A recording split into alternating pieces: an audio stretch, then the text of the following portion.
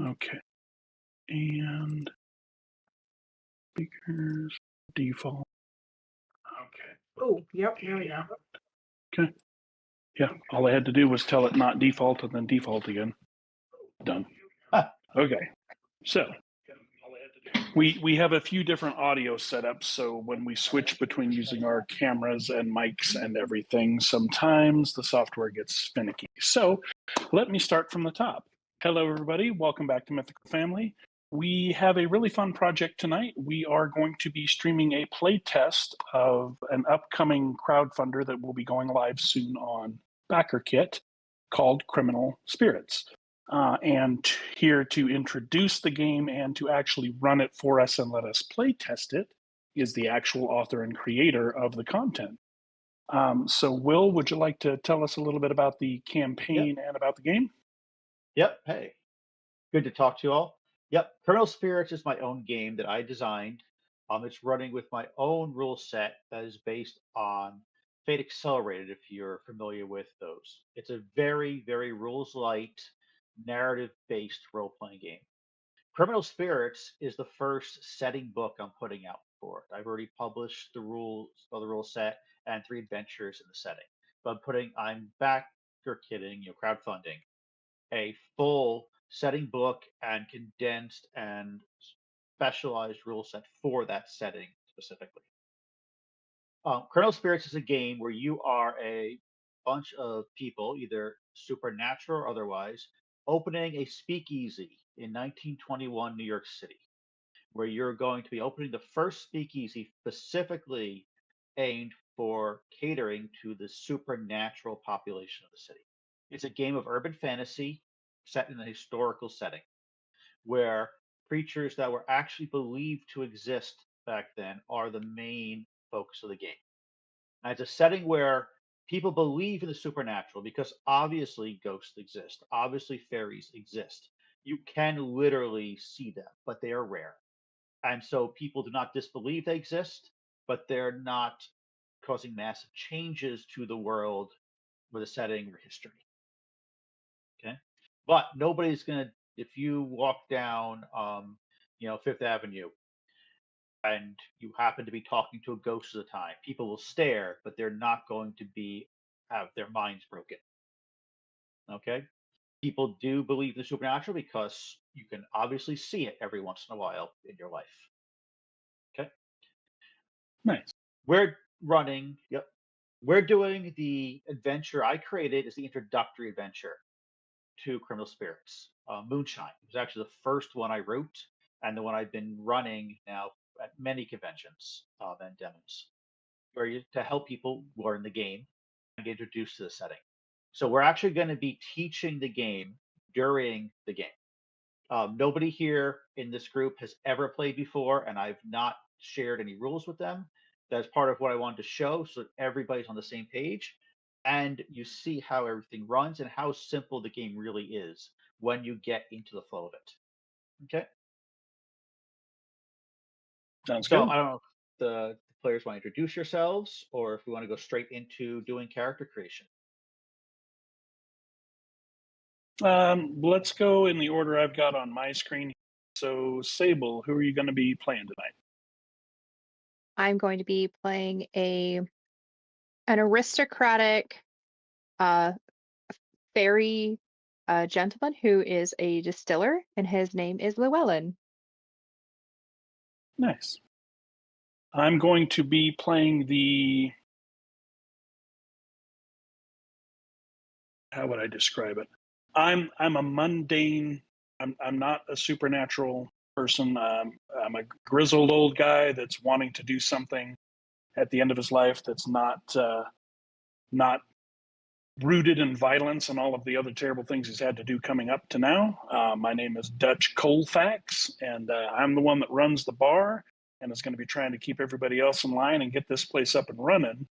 To do that, we need booze. That's my job. I'll get you that. Yep. I'll make you that. And then Riva, you're still muted. Yep. I was just looking to make sure. I am a human with siren blood, and My name is Eleanor, and I'm kind of a mistress of the house kind of role. Barmaid, mistress of the house, madam, whatever you like to call it. And Grace.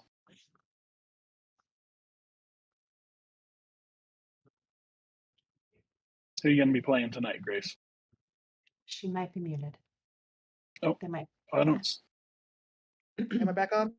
Oh, Yes. there There she you is. Yep. You're there. Sorry about that. I'm just having all the problems today. I apologize.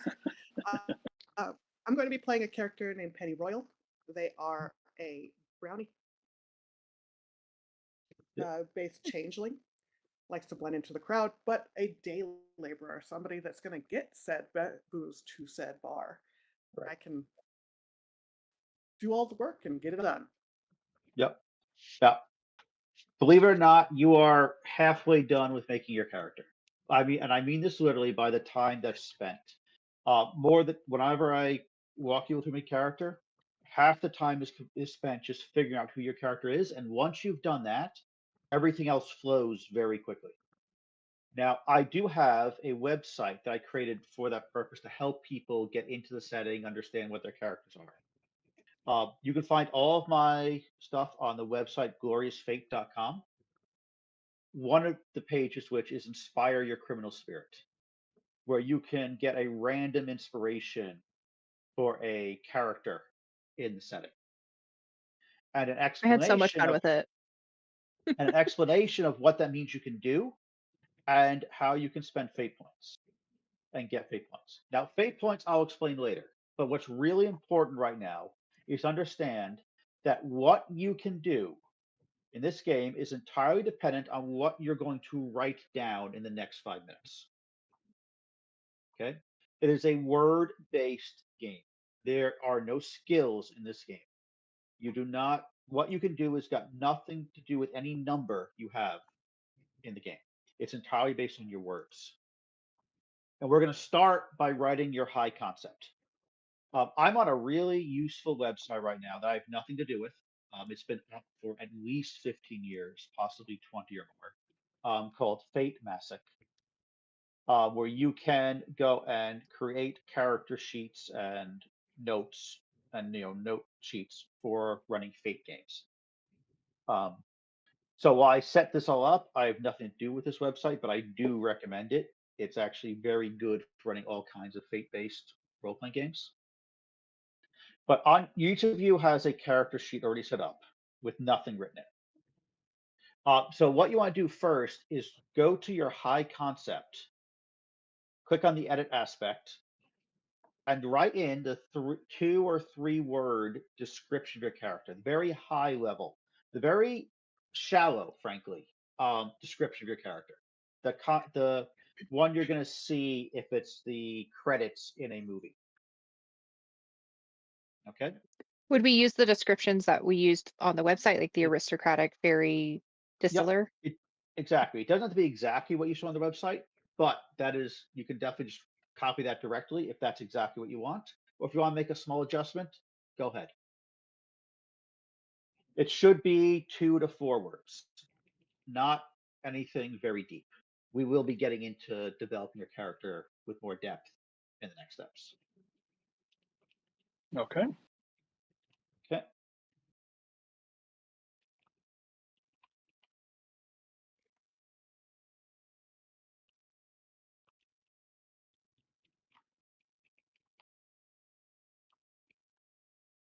So, anybody have any problems with the entering information? Oh, I put hang on. I edited Oh, the wrong thing. yes, it's very that is the one thing. The symbols are very small. It's very easy to accidentally edit the wrong part. High concept. Okay.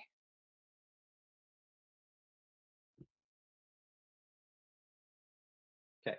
So now once you've got something down, like we have freelance changeling laborer, and we have charming social butterfly, this tells you what your character can do.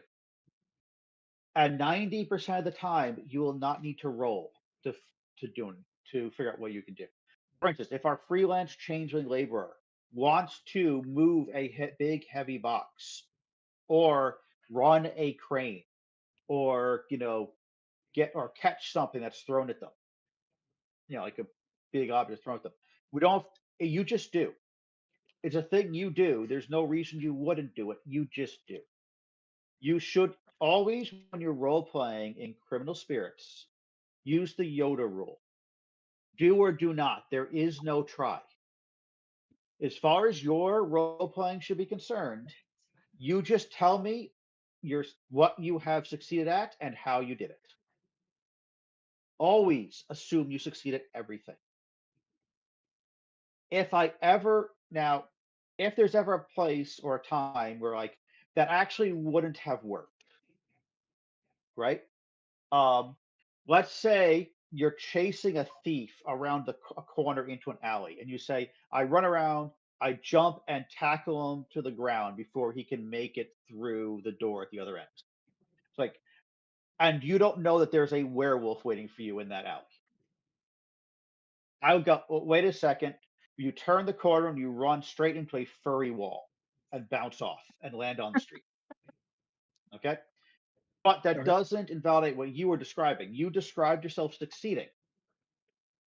And I might have said, all right, great. You run around and tackle. There's no reason you would have failed. You're faster than this person you're chasing. You're stronger than them. They would not have gotten away. Okay. Now, there will be times I will also tell you that sounded like a big risk. And that is when we'll roll. But only if we're doing something that says, you know what, your character just took a major risk. Now we roll. But you never ask me to roll. You should always assume you succeed. Even if you think it's risky, assume you succeed and tell me what you did and how you did it. Because that's very important to when you do have to roll, is that you've already established how you're doing it. Okay? Okay. Okay. Now, what's reasonable for what you can do depends on what's been written down. So just look at your high concept, and I'll tell you a lot about what is reasonable. Yeah, so on Dutch Colfax, you might want, I think you just typed it in the wrong place. Oh, I may have. Yep. Go change it. But now let's go on to your second aspect. All these things we're writing now are called aspects. And aspects are a big part of this game. It's not just you who will have aspects. An aspect is anything you've written down that you can trust completely as a player is true. Not necessarily as a character. The character may not believe it, but you as a player know for your role playing it is absolutely unconditionally true. Okay, you can always trust anything that's written down in this game. Meaning And about that's our under. abilities or Anything. about.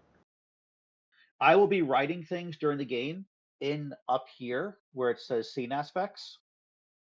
They are Okay. always 100% true.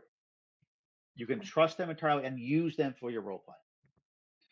Now, they're not the only things that are true. If I say there's an alleyway and I don't bother to write down, there's still an alleyway. If I say, oh, it starts to rain, it still started to rain. It just wasn't important enough for me to write down yet. Okay. Okay. But That makes more sense. you can always trust anything written down 100%. There is never any ambiguity. It's never true from a certain point of view. It is 100% trustworthy to use for your role playing. Okay. So could you give me an example of what we would put in an Yep. aspect? The first thing I'm going to put down in a situation aspect is that is a clear and moonlit night. This would normally be something I'll add during the first scene, but it is a clear and moonlit night, and you can always trust that. There are no clouds in the sky. You don't have to think that it's ever going to be dark. Dark things expect on that. It is 100% true. Okay. Other things could be like a very common scene aspect is on fire. For some reason, things always get lit on fire. Okay. If I write on fire, you know that everything is on fire. Okay. So you said earlier for us to add an aspect to our character. Is that correct? Yep. Your high concept is an aspect. Is a thing Oh, that okay. is I thought you were talking about absolutely adding true. aspects the underneath. We will Okay, add I more understand. as we go. Okay. But your first aspect is your high concept. Okay. Okay. Your second one is your ambition. Okay, look, you are out here at almost midnight. You've just driven for 12 hours from the Appalachians in a rickety truck with a bunch of moonshine in the back of the truck that you could be caught by the cops at any time. And you're about to open a speakeasy tomorrow for fairies. Why? This is not a normal, sane thing to do. What is so important to your character that they are willing to do these things and risk their life? What motivates you? What is your ambition? It doesn't have to be a cruel ambition. It doesn't have to be a shallow ambition. It could be that it could be a very positive or empathetic ambition, but you have some ambition that drives your character and gets them up in the world. So, what is your character's ambition?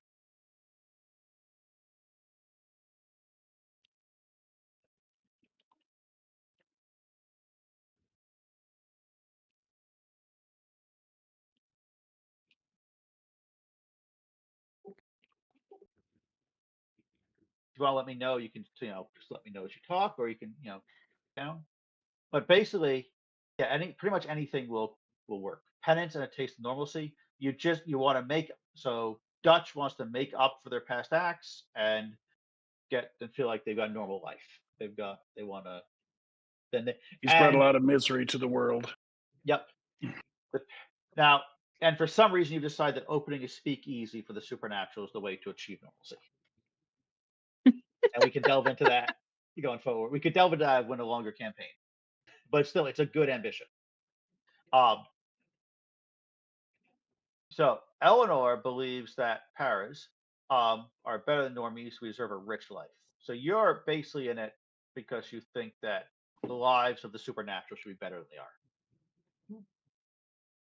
are. In this world, it's actually very much there are haves and have-nots among the supernatural, just like there are among the rest of society. So it's very much there are the high society supernaturals, the very rich or powerful ones, and there are those who are very much, um, the common folk, the laborers, the underclass. You feel like all of them each have a better life. Mhm. Then Quinn wants to be a renowned distiller who wants the Fey royalty to come and drink, which is good. And this is certainly something that Open the Speakeasy will work for you. I don't know about that. It has actually been an indie first playtest I read this last year. That was actually a major plot point. Oh. Yep. And Penny just wants a home where they belong. They feel like, and this is your found home, your found family. Good. Okay. Now, there are 3 more spaces for freelance aspects, places where you could put anything. Okay. We're only going to fill in one of them. We're going to leave 2 blank because those last 2 can be filled in any time during this game. At any time during this game, you can suddenly realize, wait a second, my character is, or has, or wants, or could something. And we just never came up before. It'll retroactively have always been true. It just never came up before. Okay. I like that. It allows for character growth, Yes. because I feel like when you develop a character, you have a very two-dimensional idea of what you want them to be until you let them out in the world. And then you're like, oh, like it totally makes sense that they would have this thing. But I didn't have a chance to do that with my character sheet. So this allows that to evolve. Yeah. First session characters are never the same as 5th session characters. Yeah. It always develops over time. But we're going to enter one. And you, so Dutch, you jumped the gun a little bit. For a very specific reason. Because my next instruction is it should be something that would surprise you if all you knew was the first 2. Being untrusting, suspicious, jaded would not surprise you knowing you're an untrusting grizzled veteran. Okay. It's already something true about your character. You don't need any more development of that. That is already something you'd assume when you've already got down. You want something that is surprising for 2 reasons. First, it helps you develop a 3-dimensional character to have surprising things. And secondly, Remember, your aspects determine what you can do in the game. So having variety and diversity in your aspects means your character can do more things. Being suspicious doesn't make you do more things if you've already established your character as paranoid. It's the same thing. Okay. Yep. We're close enough. So you want something that you would not expect. If somebody's talked to you for 5 minutes, they'll figure out your high concept. But they would not figure out. They'd be surprised when you revealed your other aspect. Okay. Okay. So any ideas on what you want to put in as your first free aspect? I'm gonna put loyal to a fault, Absolutely. and that's going to be something that you won't read off of him, but would tie into his Right, ex-military over time. background. Yep, absolutely. Yeah, it wouldn't be the first thing you think of when you talk to an untrusting grizzled veteran. They are that loyal. Anything else? Uh, some good ones that people in these games show up. One thing that actually turned out to be incredibly useful that caught me by surprise, and I made an option is like Farm Girl. It's amazing how many things having Farm Girl as an aspect lets you do once you think about it. It means you're good with a rifle. It means you can handle, animals. It means that you can read the weather. In a basic way. That was a big one. World War One, sorry, veterans have been common. Unexpected education, a lot of things like that have been. So we got bookworm. So that actually would be two aspects. I think bookworm and secretly hates shindigs would necessarily be two. Would I think actually two aspects. Um, Unless you want to say that they're a wallflower, that's what you meant? They're shy Just and kind of more introverted than her masking would. She masks very so. well as a madam, obviously. I Yep. mean, introverted would be a good aspect, something you So wouldn't expect from somebody who's yeah, doing all that. introverted bookworm is a good aspect. Yeah, I think just a slightly just rephrasing, just slight rephrasing. Yep. And grew up on She the is streets is a surprise for a highball Fey distiller. Yep. For somebody who views themselves as very, very aristocratic. Mm-hmm. Mhm. And Grace, you have any thoughts for a aspect that would surprise somebody about your freelance changeling laborer? I'm trying to figure that change the nature of not the same level of emotions that people do. I'm sorry, I'm having a trouble hearing you. Is anybody else having trouble? Yes. Is this any? It's better. You're It's a cutting little out a robotic little still. bit. Do you have any like apps that you can close? Unfortunately, give me find some more things. I'm causing trouble. still kind of fading in and out a little bit. Yeah.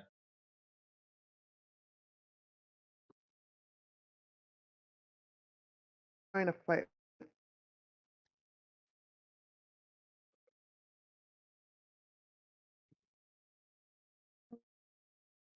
Anything? We can hear you, but you keep it. We hear you, then we don't hear you. That It's just did cutting. sound better. It was better. I Yeah. for that. Sure. I don't know if their signal is going in and out. It can be Discord sometimes too. I've had that happen in Discord game Discord where you just hogs get a lot robotic. of memory. Yeah. Yeah. Sometimes quitting and coming back in Discord can solve it. I don't know if that'll mess up the stream. It won't if names don't change. It'll look weird while she's gone, and then when she comes back, she'll fall back into spot. Okay. If might be you my want to suggestion. try that, Grace. Give me just a second. I'm gonna try with a different. I have a different a network that might work better. You're sounding better now, actually. Yeah. Did you make any changes just now?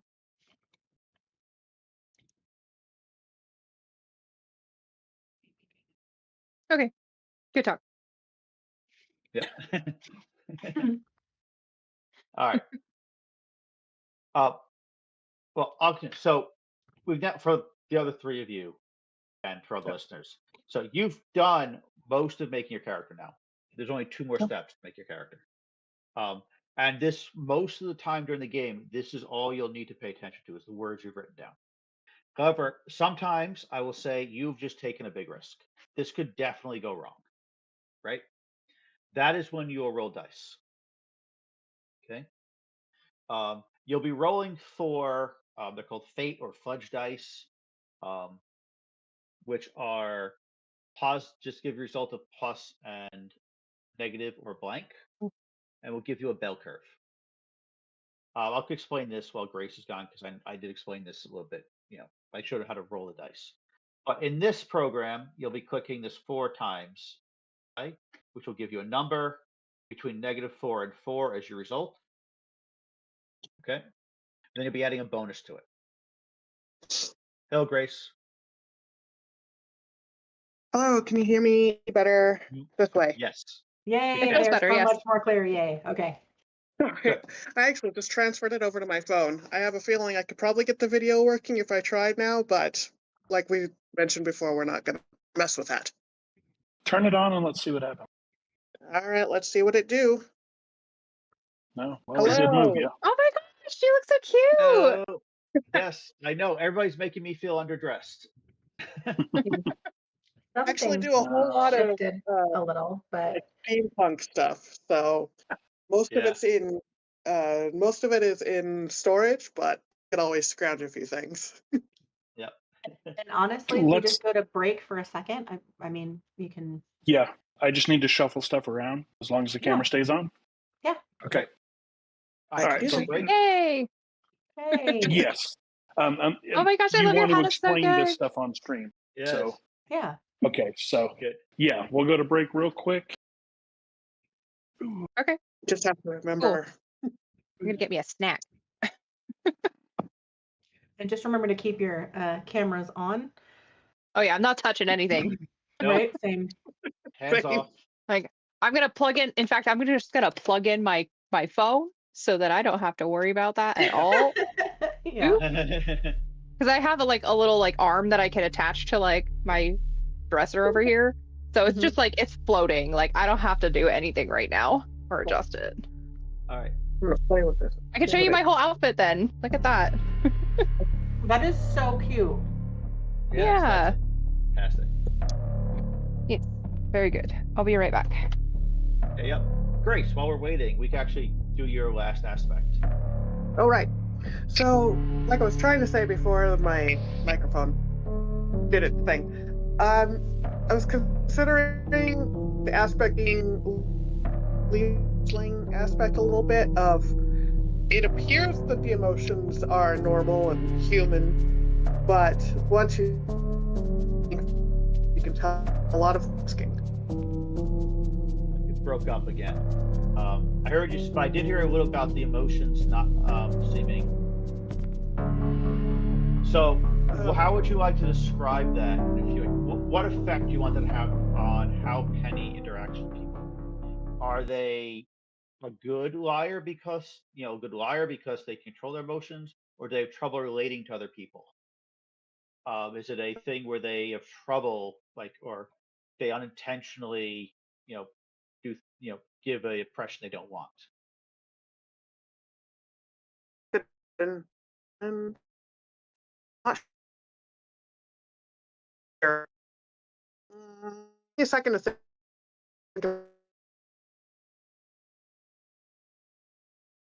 We're losing again. Sorry.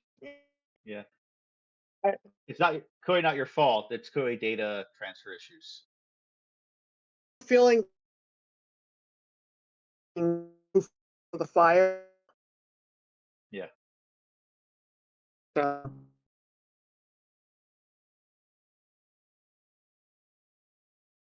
Hmm.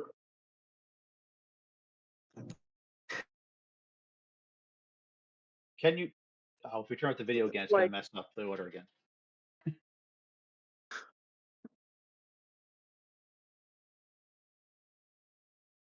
Uh,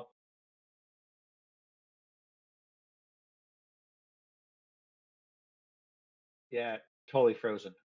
Oh, there we go. Yeah, she's totally freezing up. No. How do I fix? Turning off the. I hate to say this, but turning off the video may help. Yeah. Okay. Okay. All right. We'll see That's better for now. what that. Like, We'll what we got. We got a glimpse. okay. At least we can So hear you. I think. Yeah, there's Yeah. something in and out for me a little bit. Dang it. To improve that. I'm sorry. What happened? Why are you a robot again? Having problems with the voice doing things.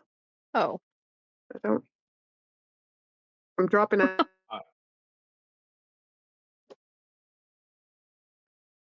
And I do make that work.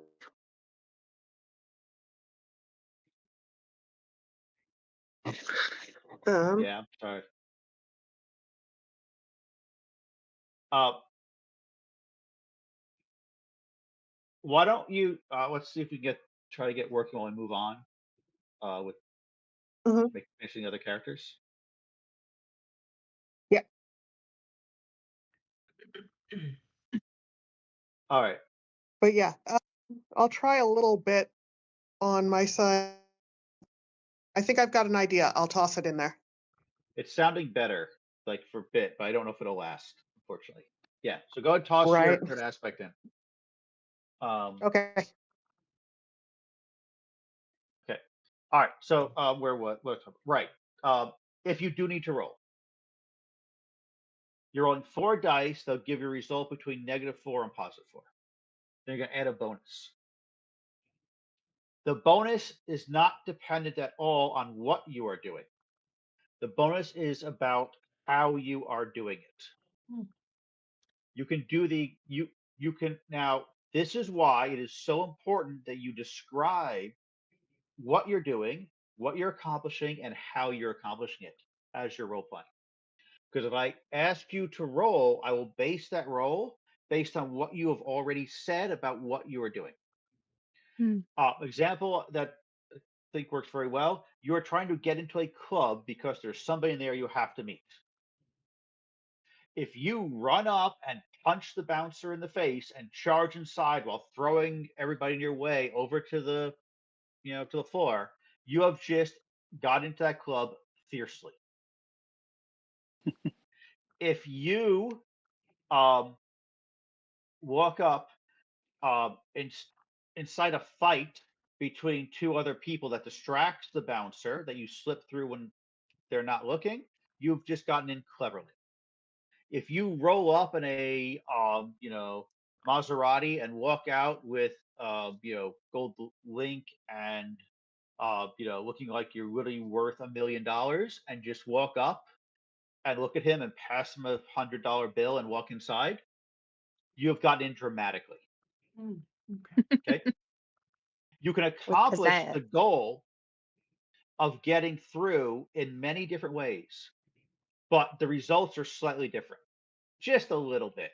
Like if you fought your way in, they've called the cops and their own security is coming to get you. Okay. The 6 ways you can do things are cleverly, dramatically, fiercely, gently, stoically, and wisely. Mostly they come it's if you know what the meaning of the words, they're mostly self-explanatory, but I'll explain 1 or 2. First, the difference between cleverly and wisely. Cleverly is achieving things by changing the situation.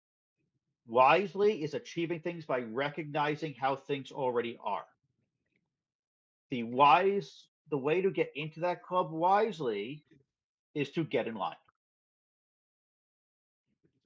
You recognize I can just get in line, and it'll take me 15 minutes, but I'll be inside the club. Okay. Now it does have the downside, usually why, so you have to work within what the current situation is. But the fact you recognize that that's the way I can accomplish what I want is a wise move. Even though it might be, so it's not intelligent, cleverly and wisely, not about intelligence, about do you recognize how things are or how you can change them? Okay. Dramatically is anytime you succeed by demanding attention. It is crying and also just distracting. Okay, it's anytime you've succeeded because you've demanded attention. Okay, fiercely is just straightforward force and aggression. Gently is not nice. Gently is gentle, not nicely. Walking past somebody and slipping a knife into their ribs is gently. Okay. Stoically is when you succeed by simply never stopping and never giving in to weakness. It is winning a fight by letting them slam into your sword or your shield or your face until they tire out and you get one good hit in. That's stoically winning a fight. It was also Samwise Gamgee picking up Frodo and climbing up Mount Doom. That is the stoic approach to overcoming that problem. Okay? So I want you to think which one of these is the way that your character does things the most. And we're going to set that one to +3. It is the way your character is really good at doing things in the world, how they actually approach their problems. Again, you can just hover over the word and you'll see it pops up at its button. Updates. Okay. I imagine pick that one. Llewellyn would be doing things cleverly a lot of the time. Yep. So that becomes your +3. Yeah, I think Imagine Eleanor also not just how you probably character, but what you like to role play. Which one you'd like to role play, because you want to pick the one you're going to be doing the most often. Okay, and set that to 3. Mhm. Okay. Now, normally at this point, I tell people, okay, now find the one you think you're worst at and set it to 0. Everything is already set to 0, so that wouldn't accomplish anything. So Wisely. Yeah, now, gently, I think over here. the ones in between are going to, 2 of them are going to be a +2 and 2 of them are going to be a +1. Okay. So there are 2 of them you're pretty good at.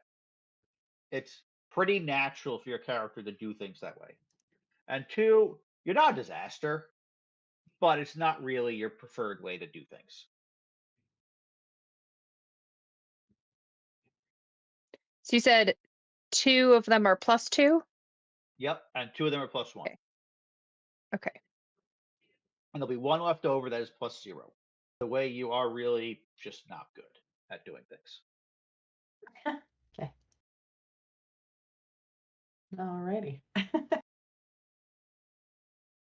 Oh, maybe fiercely will be the 0. Mine's gently. Yep.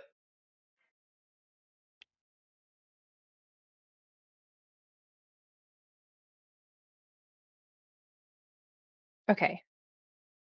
Will, would you be able to look over mine really quick on Llewellyn and see if that looks okay to you? Under. Yep. Looks good. Llewellyn? Okay. Yeah, Thank looks you. good. Okay, you're very clever. You are not fierce. You do not go in for direct aggressive action. No, I've Just got get that person right there. That'll help me with that. Oh, I guess he'd be this way. Yeah. Oh, I think I'm flipped that way. The state right. Yeah. I know.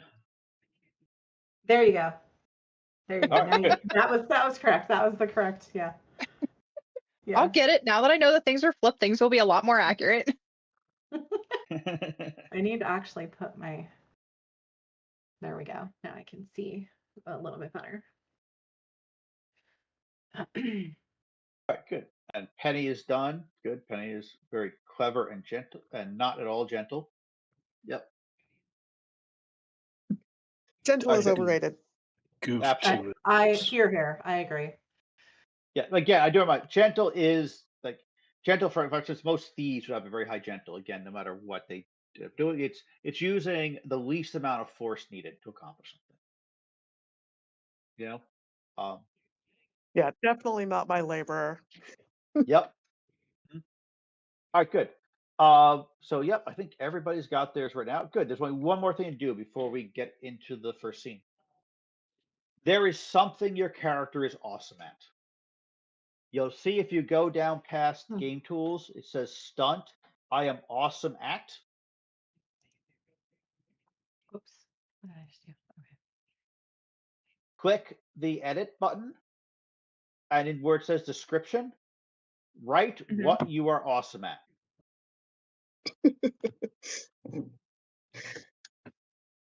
And don't overthink it. Just put it down there. What is the thing that makes your character stand out?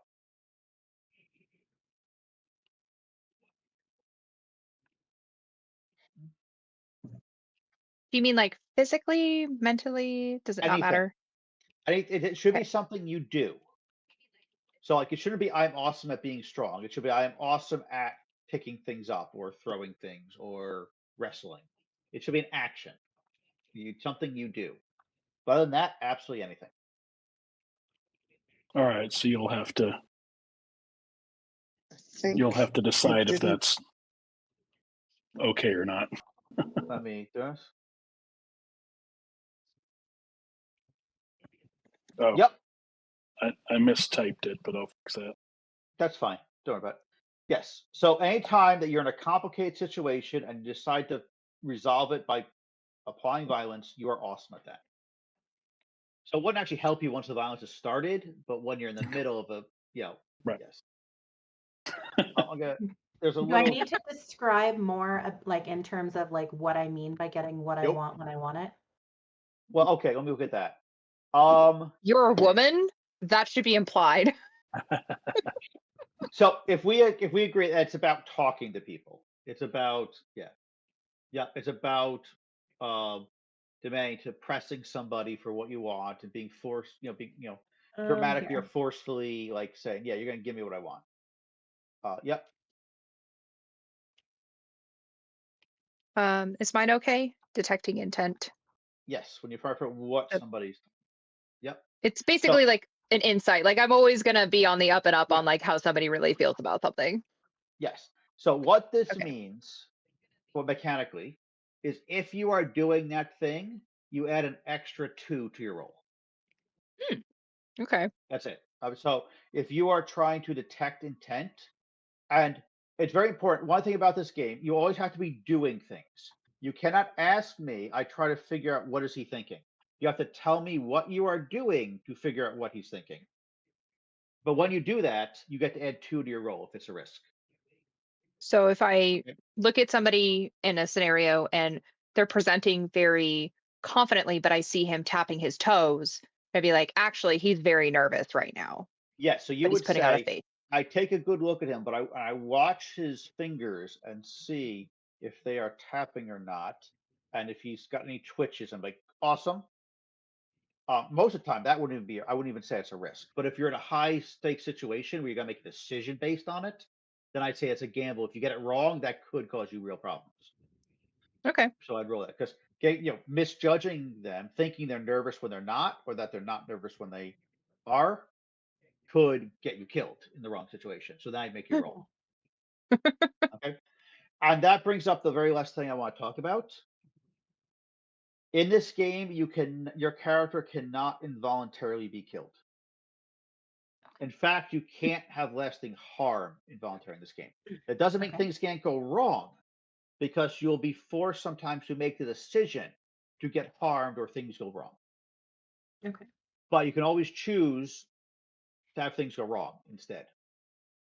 Okay. Okay. There's no way in the game you be forced to be. Well, let me say, there's no way your character can be removed from the game involuntarily. It's actually Okay. possible in this setting for you to die and not be removed from the game because you could be a ghost. Oh, Ghosts are a valid character concept in this game, and there's actually very straightforward rules. Didn't have to modify the rules. It's very clear how that would happen. But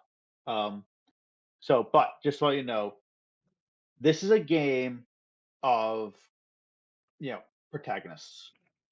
It's a game of where we're recreating a story, not some sort of horror. We're doing some simulation of real life, where people can die anytime.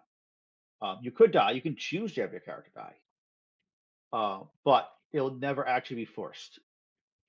It is always But a it'll choice. be narratively and will have the decision, or at least some agency.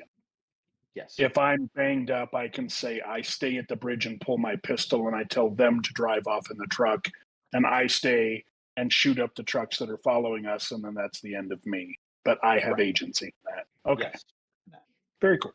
If not, we'd say you get shot up, but you fall to the ground, you're bleeding, but you get found before you bleed out, or something happens, you survive. Okay. Okay. All right. Characters are all done. We are ready to play. Nice. nice. Okay. It is January 20th, 1921 at 11 p.m., and you are on the New Jersey shore, having just completed a 12-hour horrible drive from the Appalachians to the Atlantic coast, where you picked up a bunch of illegal booze that you've packed into a crate in the back of your Ford truck, but also one clay jar about thermos-sized of moonshine. And I do not mean illegal alcohol. I mean it is the distilled light of the moon condensed into liquid form by witches dancing naked upon mountaintops with the new moon over the course of 13 months. You cannot replace Oh, this. it's some good Cannot be stuff. it Okay. cannot be replaced. And it is the cornerstone of your planned opening celebration tomorrow night. You must get this intact to your speakeasy. All the rest of the alcohol, it costs a lot of money. Like that's you've paid a lot for that. But if it's gone, it's a tragedy. But it's not a disaster. It's not the end of the line. If you lose this clay jar, you will not be able. Your speakeasy will not recover. You will have totally flubbed your introduction to the supernatural world. All right. Yeah, it is a small thing. Easily hit high. It's a high within a coat. It's not fragile. It's made of clay, but it's thick clay. It's where if you think of really old, like thick slab pottery type stuff. Okay. But you must get the minor ways in the past. If you go to the spreadsheet and the images tab, this I'm zooming in here for out a little bit. This is Doug Muller. He is a old, almost retired tugboat captain who has been sailing his tugboat for at least 20, 30 years. The Celestine. A tugboat like many other tugboats here in New York City. There are literally hundreds like it that sail throughout the harbor and up the around the coast every day. It is a totally unremarkable boat. It is also a very loud and slow boat. This will not be sneaking past anybody physically, but it also draws absolutely no attention or suspicion, except for the fact it is 11 p.m. at night. So, that may need some explaining. But so this sucks. Doug is, to your great relief, still sitting on the dock, waiting for you to arrive. Well, on the boat at the dock, waiting for you to arrive. You are 4 hours late. He could have entirely justifiably just left any time during this time. So it's a fantastic, great relief to see that he is sitting in his pilot house smoking a pipe. And as you pull up and park your truck, he gets out, stares down from the Celestine's deck, shouts, "Hey!" Captain Miller, glad to Ah, see you're still here. Yep. Glad to see you made it. I was starting to doubt. What happened? Well, we had to keep doubling back a little bit. Eleanor wouldn't stop whistling, and we were in the Appalachians, and you can't do that. Sure, it was Eleanor's fault. Right, Dutch. Right, Dutch. You know it surely wasn't. Uh, I just wanted some Well. company. Everything else good? Can we load up? Well, you can load up, but we might have a little bit of talking to do once you're on board. Is that Something we need to everything? address now. And he stares down. Job. Let's get loaded. View's better from up here anyway. We've worked with him before, you said, so I'm gonna give the order like, hey Penny, go ahead and start. This is gonna sound terrible, but Penny is the bar back. Penny, go ahead and start throwing the crates. keep the pot with you. Special. Yeah. So, Yes, yeah. boss. And I'm the gonna. crate- I was just gonna say, as we start loading, I'm really gonna eyeball Captain Doug there and see whether or not he's nervous about something. I'm gonna watch his body language. He doesn't seem to be very nervous. He's moving a little tired. He's up somewhere in his 50s, late 50s, and it's 11 p.m. at night. So he's an old worker. He's pulled night shifts before. He's not showing any nervousness at you. You don't see any he's not twitching. He's not showing any signs. He's worried. Okay. So he does seem to be in a bit of a hurry. Okay. Now, Penny, this crate Yes, is about the size of a table. It's a good Okay. 5 feet long, like 3 feet across, 3 feet tall. It is also, however, fortunately, mostly filled with straw because the straw bottle is packed in straw. Right. A normal person would have trouble lifting this just because it's so big. You just heft it, like it's over your head in a second, and you manage to pull it on board and drop it down to the deck of the Celestine. Like I said, the Of course, we're not Celestine is a tug. We're- It's not a big tug. It's only got 2 indoor spaces, which are the pilot house, which could fit 2 people if they're friendly, and the boiler room, which is big and hot and noisy at all times. Besides that, there's the deck, and there is the bilge where the ballast is stored. You could drop this crate just on the deck. It's not marked or anything, but it is a big crate sitting on a tug. You could try to hide it somewhere on the deck. You could try to hide it inside the boiler room. It will fit in the boiler room, but it's not hideable. Like you can't like fit it behind anything. Does Or you could. Oh, I was gonna say, we've worked with Doug before. Is he aware of the caliber of the goods that we are bringing? He knows. You have not specifically told Doug what you're carrying. He knows. Okay. I mean, he knows.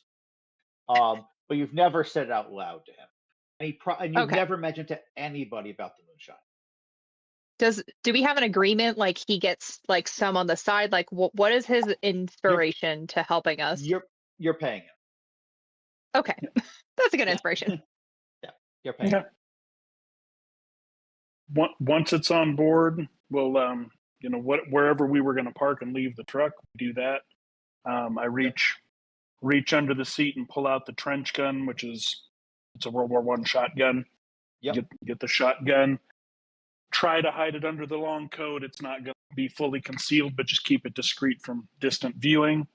Yeah. Make sure we've got everything out of the vehicle and lock it up and leave it however we were going to, and head up onto the boat. I don't think the boiler room's a good idea for what's in that box, but maybe if we have to open it and scatter the stuff, maybe we can do that and then just we're lugging an empty crate. But I'll talk to Captain Miller. Yeah. All right, let's get underway. The other option is that you hide it with the ballast. You could drag it through the boiler room into the ballast underneath, the ship. Well, in the bottom of the ship, where you could cover it with rocks. But it would make it hard to get out later in an emergency. Right. I don't know if I like the access to that. It sounds like we might hit trouble. How's the captain feel about us putting it in his bunk? I don't think he has a bunk. I think it's a tugboat. It's a tugboat. There's nothing here. There's nowhere to go inside except the pilot house and the boiler room. No, up on top of the pilot house, there's not any place we could just sort of stash the bottles. You could break the bottles out and stash them and hide them around places around the boat. But you'd have to get another crate. Let's do that. It'll take a little while to clean it up, but hopefully we don't have to get off the boat in an emergency. I don't know if that's such a good idea, because once we get off, like wherever we're docking, how are we going to carry all these bottles to our speakeasy? But we're not going to get rid of the crate. The crate will just be empty if anybody wants to look at it. All the bottles will be up on top of the pilot. I thought you said you were just going to like chuck all the boxes out. I was like, this is a terrible idea. I would love to do that, but that creates a problem down the line. You're right. Yeah. Okay. All right, so you're going to empty the crate, hide the bottles around in different places. We don't have to cover where. The way this game works is a lot of actions can actually be retroactive. If we ever come to a point where it's a risk because somebody's searching, then we'll roll to see how well you covered it, you hit it. That also can be retro. You can always tell me that you did something in the past, and if it makes sense for your characters based on your aspect, you did it in the past. You don't have to you do not have to preemptively plan everything. Okay? It is 100% valid to say, yeah, of course, I thought to bring on board this, or pack this, or prepare this, or made this plan. As long as it makes sense, your character would have done that based on the aspects you wrote down. Okay. Yep. So while they're occupied with messing with the bottles, I'm looking at the tug and noticing how loud it is. And I'm not exactly crazy about that.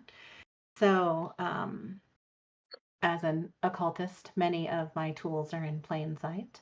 And I take what looked like my lipstick and just draw a small sigil on the hull of the boat while I'm out of sight of the captain and Dutch having a conversation.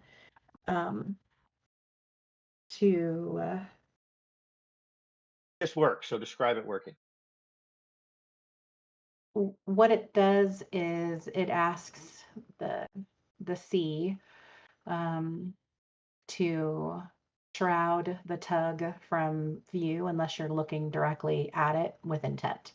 So if you're just casually, looking out into the ocean or not looking for it specifically, you won't. So it's not making it invisible. It's not, doing anything transmutational, but it's just letting the mind ignore what it's not specifically looking for. Yep. So I've talked about aspects, how you can change things. One of the things you can do with your characters is change the situation, which is reflected by writing aspects, things that become true in the scene. So we've actually done two here. Oh, I hit the wrong button. So here we go. We have created the aspect that you have hidden bottles Okay. I need to. Okay. Where's the plus? There it is. And we've created the aspect that you have shrouded the ship. Hmm. Shrouded ship. Shrouded ship. Okay. Those are things that are true. Now, being shrouded is an absolute protection from being spotted, but it definitely could help. And you can roleplay based off those. If these have been created by Nice. taking a risk, there'd be a mechanical effect as well as a narrative effect. But I'm just adding them because there was no risk involved. There was no way these would go disastrously wrong. It just works because it makes sense for your character that they'd be able to do that. Okay. So And for the sorry, I don't want to interrupt you. okay. Well, Doug actually then starts to say, all right, you got all this sorted away. I saw nothing, by the way. Whatever, you're just bustling around for a couple minutes for no reason at all. It was just, you'd think you'd be in a hurry. But uh, there is something we got to talk about before we take off. Ah, yes, of course, your pay. Why would we ever forget that? No. The pay is not up for discussion. The pay is being paid. No, that is what we got to discuss. And he points out to sea where you can see on near, not too far away, you see the lights of a tramp freighter parked outside off of the New Jersey shore on Long Island. Now, I know none of you are native New Yorkers, at least as far as I know, Bureau Joes. So I'm going to pull up a picture that'll help explain this. If you want to go to the sheet, the game sheet, I hope this is big enough for everybody who's watching to see as well. Okay. This is a map of Staten Island as of shortly before this time period, but it works for the nation. You are on the Jersey Shore, south of this map.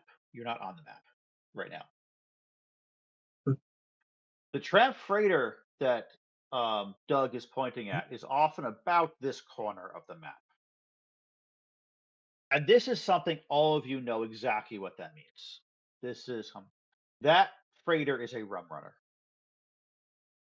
It has been sitting just outside of the territorial waters of the United States with a cargo full of rum or other liquors, but probably rum.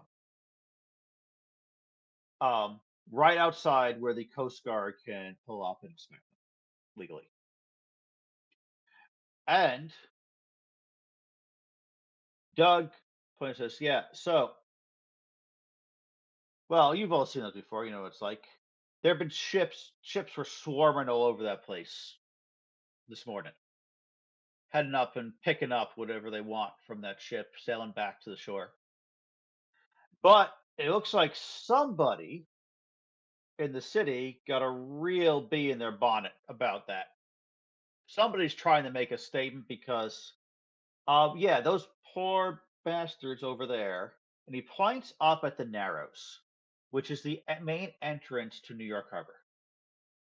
And you can see in the clear moonlit night that there are little lights just sitting and moving and crossing across the Narrows constantly. A good probably dozen of them. Harbor patrols been there nonstop for 8 hours. Somebody's trying to show off to the boss.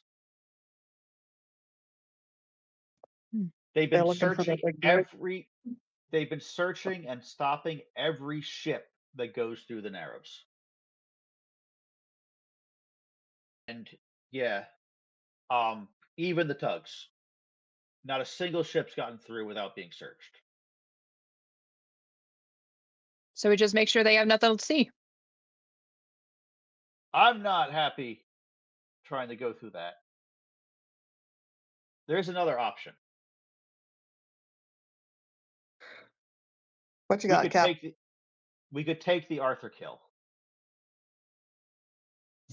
And the Arthur Kill is the waterway. It's not technically a river. That separates Staten Island from New Jersey. It's a little small waterway over here. but more than deep enough and wide enough for a tug to go through. That runs along the shore of the kind of New Jersey and Staten Island, and heads up to New York Bay, from which you can get into New York Bay without passing through the Narrows. It's going to add like an Isn't hour that- to our trip, but late as it is, better an hour than having to deal with what mess is going on over there. Isn't going through the Narrows gonna catch their attention just as much as skirting them in the bay? Nah, they don't seem to care. Look, that's got to be half the harbor patrol in that sitting out there. You've already There's put no- eyes on the Narrows, though, and you know they're not watching it. No, they are watching the Narrows. That's the place where they I mean, are. Arthur Kill? No, I mean, look, yes. you can't see it from here, but we'll see it once we turn the corner of New Jersey, the Jersey Shore. But look, nobody's going to be patrolling the Narrows. You can't see the Narrows from New York City, so whoever they're trying to impress isn't going to see them. Anybody they've stuck out there in the Narrows. All right. That's it. Well, we're not going to make it through there. So we either take this alternate route that you know, or we go nowhere. It sounds like. Go out into the deep. I think that's. Well, we got to get out the Narrows to get to the deeper water, don't we? Well, no, you're on the Atlantic shore. So the only other way to get to New York Bay is to head literally like 150 miles out to the edge of Long Island and then swoop back around to the Sound. A very, very long trip. Which would take a week in a tugboat. Well, not a week, but you're talking a good day. Could easily take a day. Yeah, it's a very long trip to go through anywhere but these two places. All right, Doug. You know, Well, we pay you to get us there, and it sounds like you've got a plan. So I gotta trust your judgment on this. all right, good. Glad to see that, despite all appearances, you're not fools. Not usually. What's wrong with our appearances? Nothing. Hmm. I'd never say that. I never something like that. Now, Llewellyn, everybody knows you're a chic doll. All right, well, let's get underway. Time's a wasting, and it's almost midnight already. Can't believe. Wait, did the engine shut up? No, okay, that was fine. That's weird. It's quieter than I expected. That's always fun. Well, maybe we should just scram on out of here. This is making me Yeah. nervous. Which right. hour? Time to move. Yep. Let's get going. How many other old captains like that can we expect trying to sneak through there? Is that going to be a problem? I doubt it. Look, it's not the straight way in. Nobody, anybody who wanted to run to that Rum Rider has probably already made their go for it, or they're heading out to Long Island. The Harbor Patrol can't possibly cover all of the island, all of Long Island. Doug, I got you something. And he pulls out a little pouch and he hands it over. Yeah. And it's some really nice tobacco. Oh. It's going to help take the chill off tonight, at least. Oh, where's this from? Carolina? Cuba? A little further in the hedge than that. Yeah. Wow. Nice. Down at North It's holding Arcadia. out on that. That's some good stuff. Yeah. Well, we have to drop by Meet you your in little the- place if this is the kind of what you're serving up there. Yep, I think you'll find it serviceable, and he's got enough for everybody if they want to try. Oh yes. Oh, I think I'll pass. Thanks. Get in the Yep. jacket and get the envelope for Doug. All right, you've been paid to There's get us money. there. Get us there. We're going. We're getting. He taps out his pipe, puts in some of the new tobacco, lights it up, Ghost says, "All right, let's get this underway." Walks into the boiler room. You hear a clunk as he engages some gear in there, and then steps out into the pilot room, and starts backing it up from the dock. For all, All you right. are chugging away at a brisk 5 or so knots across, and you turn as you get closer and closer to the Narrows. You can see more and more that there's at least a dozen boats hanging out there. Nobody seems to be running it right now, but they're just waiting. They're just sitting in the water. Doug, however, turns left, heads in towards the Jersey Shore. Oh, and towards you can now see the Arthur enters the Arthur Kill. Before long, you also see something else. A sailboat quickly catches up to you and passes you in the night. It is running without lights. You are running with lights, by the way. It's you have the lanterns running that every ship is supposed to have on at night, so they can be seen. Yeah, he's keeping a legal appearance. It looks like. Yeah, this ship is running without lights. But within this clear moonlit night, you can clearly see it as it goes past you.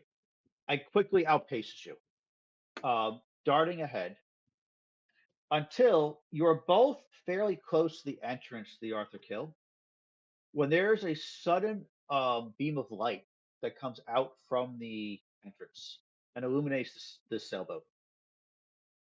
You see the sailboat. You see people running around on the deck, pulling the sails, reefing sails, turning the tiller.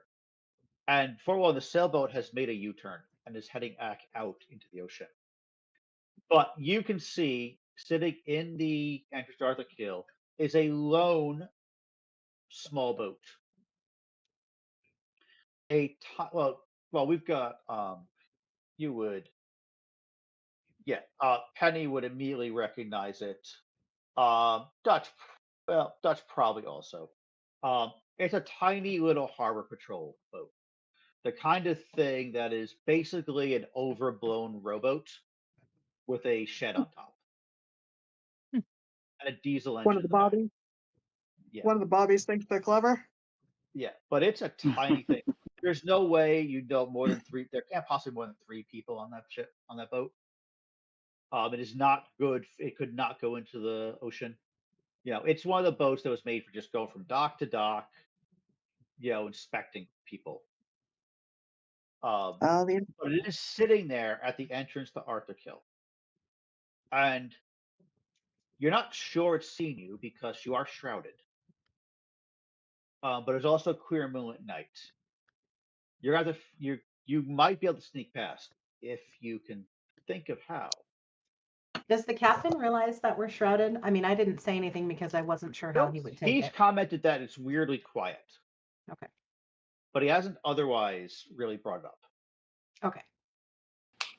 He looks over and says, "Huh. Well, at least it's just one. You got a plan? You got any reason you would be taking a tug up this thing right now? Pull something else out or do some kind of recovery from a vehicle falling in the... Well, it's not hard. I could say I was going up for a job in the morning, but I don't know how I'd explain 3 women on board. Actually, I'm sorry. It's Llewellyn, male or female? I forgot. I apologize. Male. Llewellyn is a male. I'm sorry. And Penny? I think there's only little old me. I apologize. Yeah, Penny. Yep, that was my. Penny's ambiguous. The lovely lady over here. No, I'll explain. I don't know how to explain. A woman on board for that. Well, You got any of that fancy magic to make you look a little different? I'm pretty sure I do. Hmm. I can look like anything your heart desires, love. That sounds dangerous. Doug's well, that's not going to help with the female situation on the boat. Well, I just might not be something they notice. You sure? Oh, yeah. Shrugs, says, all right then. We're not up to anything strange, right? Not at all. Just Just just Doing our night job. 5 lads heading going to the city with to do an a job in the empty morning. crate. All right then. You continue chugging on, making no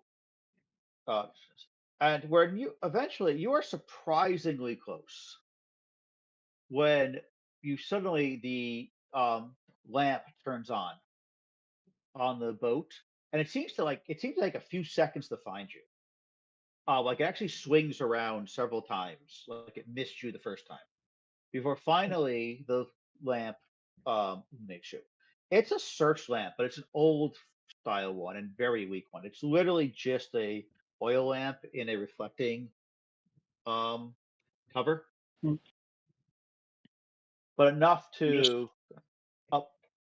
If anybody's watching, ignore the spoilers. I forgot this would show up, but I'm going Nobody to look. move this. Oh no. No, it's not. I forgot you'd be able to see this.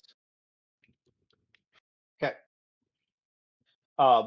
When you start approaching them, they are clearly have spotted you, though at the very last moment. I'd have they hear their wave engine start up. nonchalantly. They, and one of them raises a megaphone and starts, "How and he seems to be struggling for a second. Celerity?" Like he can't quite make out the name of your boat, despite Celestine being clearly written on the side. I'm Um, just hanging over the side with a cigarette, just watching. Yeah. Just pretend like we can't understand them either, and I'm gonna let the captain handle it. But I'm like, just keep moving, Doug, until they order us to stop, and just wave like we got nothing to hide, and acknowledging that they're there. But he hasn't really said anything that makes a lot of sense yet. So, all right.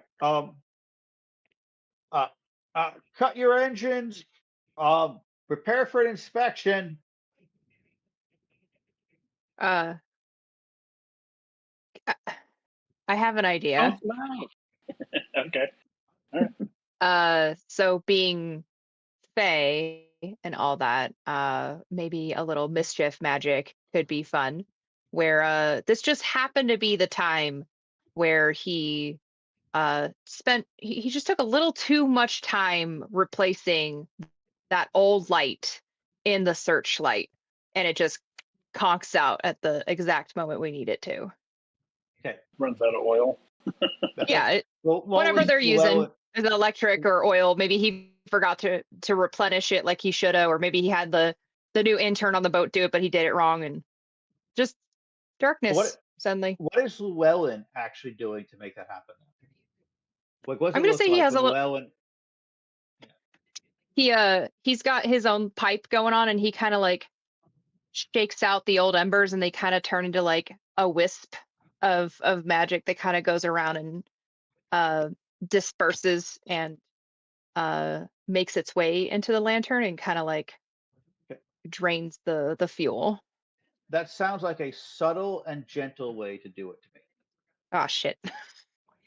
So let's roll that gently. You're not bad at gently. You got +2. Okay. I do You have are a first- you're right. That wouldn't be you are cleverly. first- All right. No, because you described it. The way you described it was a very subtle, under the radar. Okay. We do it. Okay. So that is why again, it's all about the description. It's all about how you say and what how you present it when you're describing what you're doing and how it's being done. Okay. So Uh, you roll gently. You want to roll. You're going to add 2 because you're adding your gently, and you want to get at least a 2. 2 is the default difficulty. If you get a 2, you've tied, which means you have succeeded. Okay, you got Looks a like I plus got 2, a then fair +2. you're going to add 2 more to that because you're using your general. You got a 4. You've Okay. succeeded. You have outright succeeded. So what that means is when you succeed, you have accomplished your goal in a way that somebody else will have to actively act to prevent it, to undo it. Okay. Mhm. Now you could, if you get a tie, it means you succeeded, but in a very temporary way.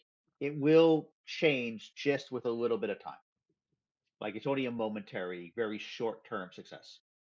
If you succeed by 3 or more, which on a normal roll, like a default roll, is a 5 or better, you succeeded with style. You Oh, have succeeded in a way that to solve whatever you're trying to do, probably for the entire scene. It would have to be something very exceptional to actually undo what you've done or even make it worse for you in some way. Okay? okay. It's got different mechanical effects, but in this case, it just works. It just happens. The embers fly out from your pipe. You see them drift over, ignored by everybody except yourself, until they dip into the engine. And suddenly there's a backfire in their diesel engine, and there's shout, and you see a little bit of flame coming out, and their engine cuts out. Uh-oh. And they're just sitting there dead in the water. Tragic. Happens all the I'm like, time. ridiculous. I mean, yeah, yeah, look, you, Give them a little head it's a city. or a hat tilt. Clearly, they've been skimping on maintenance, right? Yeah, Alas. 100%. New York says, Tragic. "What just They're happened? not taking What care of happened?" their equipment. Darn. Celeste, wait for and you realize they're still saying the wrong name because of how shrouded your ship is. They have not been able to make out the actual name of your ship. Just casually wave as we go by. Yep. Okay, bye. A tug for you. We'll let them know you're broken down. You absolute, you are you absolute. And they shout, and to the sound of their curses, you sail on into the Arthur Kill. If they knew who you were, you would have just been an enemy, but they have no idea who you are. So Excellent. Excellent. Name right. We would have had to have done something, but that was a good one too. Nice. Yep.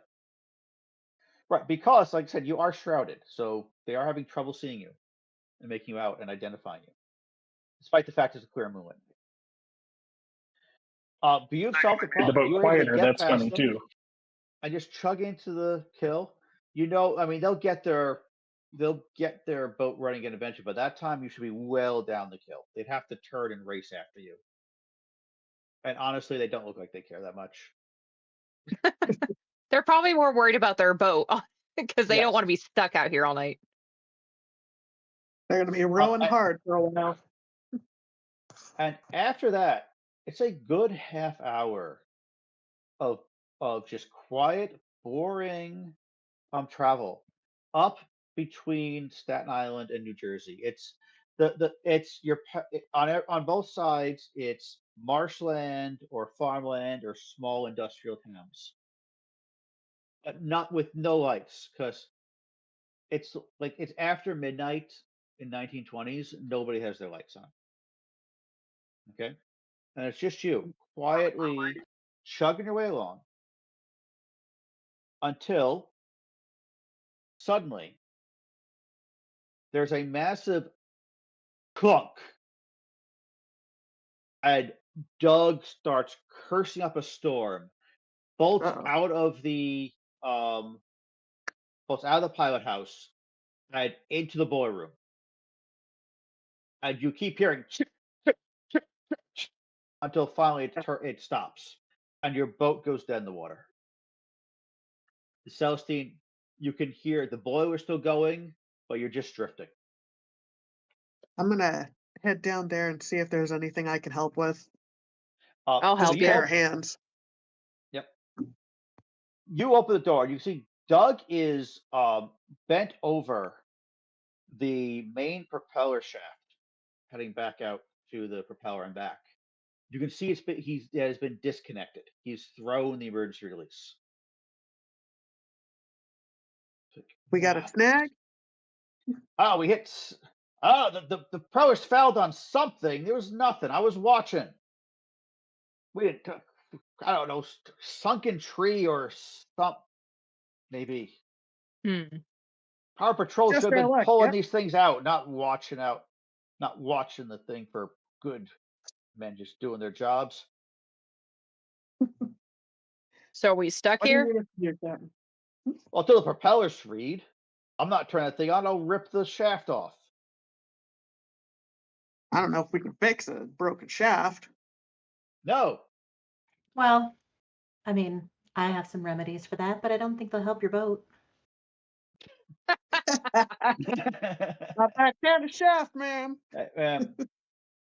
Another night, I might The take water you up would on just that, but You No, know, look. I Oh, what a mean, dame. expertise is as expertise does, but what are we around? Like how far up this waterway are we? Yep.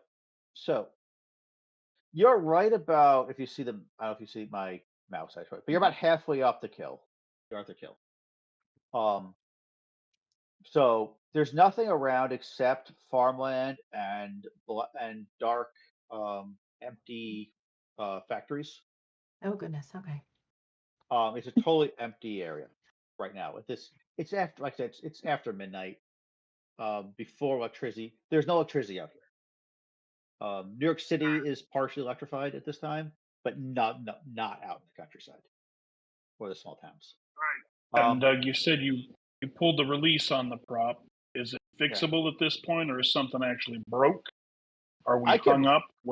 I don't know. Look, I don't know. Whatever's going on, as long as the propeller's bound, I'm not like decorating. If that thing turns again, we can slot this right back in and get going. But if It I might be connect this stuck. now, it'll rip itself apart. Okay. Because I that mean, I propeller's you not can moving. you can turn it again. Yeah. When the propeller's free, All right. Well, we Any can one of always you good jump at on in. swimming? Let's see I don't if want we to go in can. this water if I don't have to, but yeah, it is. grab a hook pole off the side of his pilot house and start fishing around to see if I can see if I can feel Yep. what might. If we So- got an old rope or whatever it might be. Yeah, you I'll grab a- you pick up the bill hook and go, head out the back, and start jabbing at it. You can see as you get closer and you lean over, you can see it seems to be glowing a little bit green, like a very faint, like green glow back there. And that's the only thing you notice before a giant hand comes out of the water, grabs you by the collar, and yanks you down into the water. Oh shit! I'm grabbing. Oh, I'm no. grabbing them. Okay, my so we have a goodness. new mechanic here that I've not discussed.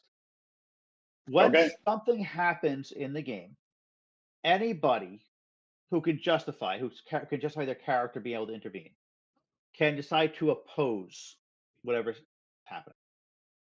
So anybody, it could be your character struggling, it could be someone jumping forward, grabbing you, it could be anything you can think of that could actually work in the story. You can try to oppose anything that actually happens. You can say, okay, yes, he comes and grabs you. I'm telling you what's going to happen if nobody does anything. You can say, I pull back and let it rip my shirt off, or I grab onto the gunwale and hold on for dear life. Or somebody could say they jump and grab you. So you can describe to me how this does not happen because of your own actions. But anybody can do that. It doesn't have to be the person who's in danger. Anybody who can justify can intervene. As an occultist, is this something that I would recognize, or like an enchanted occultist, is it something that I would know what it is? You know it is. Some big hand just came out of the water and grabbed him and is pulling him down. Yes. I mean, that's yeah. Now, is this like a gigantic hand that's as big as my face? It's a very large human hand, human-sized hand. Okay. Oh, okay. I was imagining something like. Oh, okay. Yes. Okay. It's the hand of a very large person, man. Okay. A very large man. But a I would've gone up- human-sized man. Then I'm actually going to go with the fact that I was not expecting that, and I'm gonna get ready to fight in the water. The only thing I'm gonna do before I go over really quick is just Penny and take a deep breath, just so I know somebody knows I went over. And I start reaching for the knife under my pant leg, like my boot knife. And I would have gone up on deck with you. So at the point that you get grabbed, I'm snapping out to try and latch onto you and whatever I can grab, your arm, your waistcoat, whatever is in reach. So I want to put something in there also. Let's say that Llewellyn sees a rope and throws it to Penny so that she can he can wrap it around Dutch's waist or something. So we have a leverage of some kind to pull or figure out where he is. So, and this is where I'm going to go back. So, describe Penny succeeding. Always describe success. All right. Then as soon as I see that hand coming up, I'm moving fast as lightning, reaching out and snagging onto Dutch's belt. So I know that that's going to be a good solid point. And immediately start hauling back with all of my strength. Got my feet on the wall, the side wall, and yanking him free. Yep. You are fiercely opposing this. Yes. This is a fierce roll. Yep. And also, you're being helped. I'm going to add, so when a character helps another, they add +1 to the other character's roll, but they put themselves at risk of whatever bad things happen, if the bad things do happen. Okay? Yep. And it also takes time. It always takes narrative time also to help another character. We're not in turns or initiative right now, but so it's all narrative time. So it's not like you're giving up a turn or anything, but you are using up some of your own time. Okay. So you grab Dutch and haul. So you're going to roll your fierce. Okay. And however, I believe your stunt also applies here. Picking up heavy things and putting them down. Is Dutch heavy or light? Is Dutch a heavy? I'm going to put a lot of money on that. He is not a light creature. What am I trying to say? He is not a light creeper. So.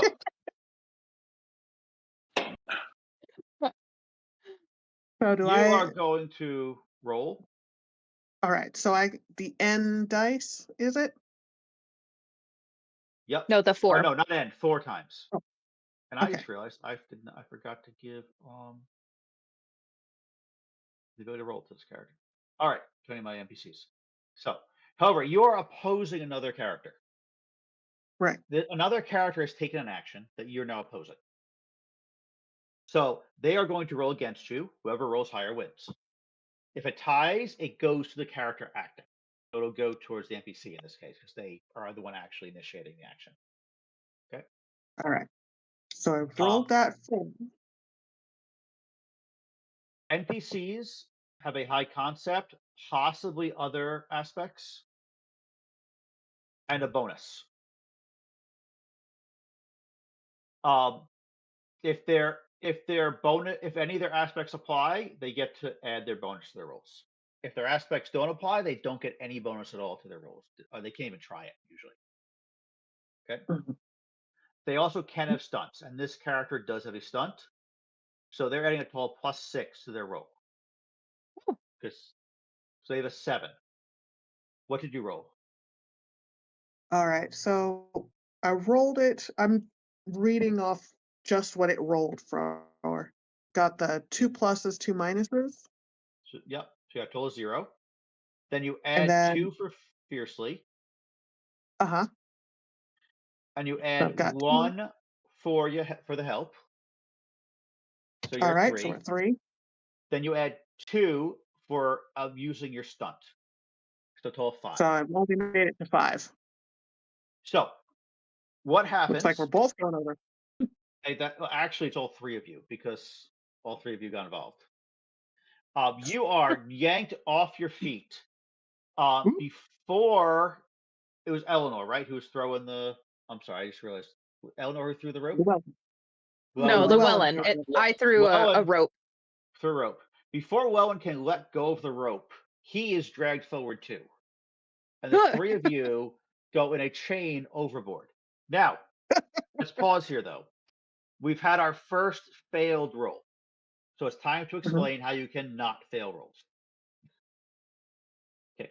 Can I just ask a quick question? I thought Yep. Grace got 5, and you described earlier as 5 being an exceptional success. So I guess I'm a little confused now. Nope. It was is, a but contested roll. Oh, It's a contested roll. Oh. You're rolling and they got a against. 7. You don't know Kate. You don't know Oh, what it means. okay. You're rolling against Caden. Caden rolled a 7.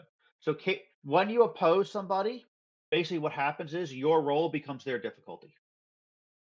Hmm. That's actually exactly what Okay, happens. that So makes your roll much more becomes sense. their. So you have to succeed over theirs by 5 to have Right. an exceptional Well, success. Got it. yes. No, 3 by 3. Oh, okay.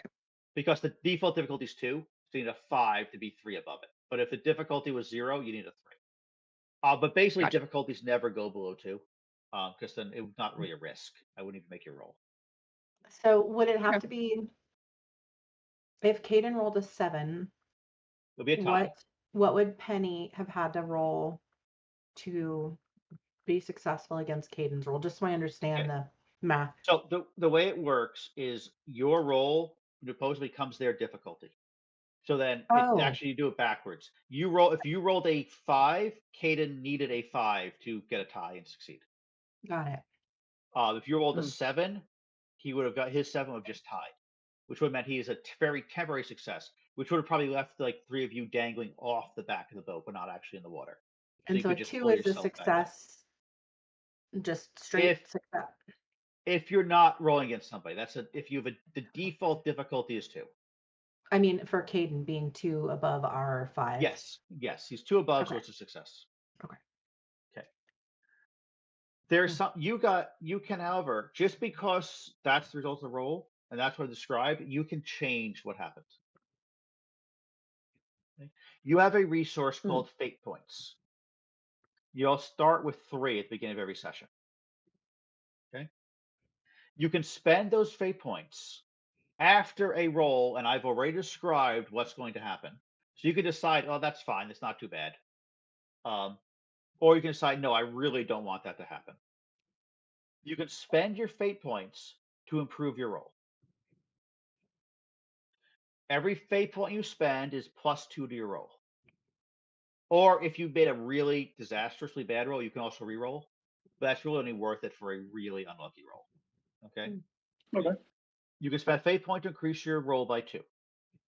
However, when you do this, you have to describe to me how an aspect in the game, it could be any aspect, though it's usually your own, but any aspect in the game, helped you and changed what the result makes that. No, actually, this happened because this happened.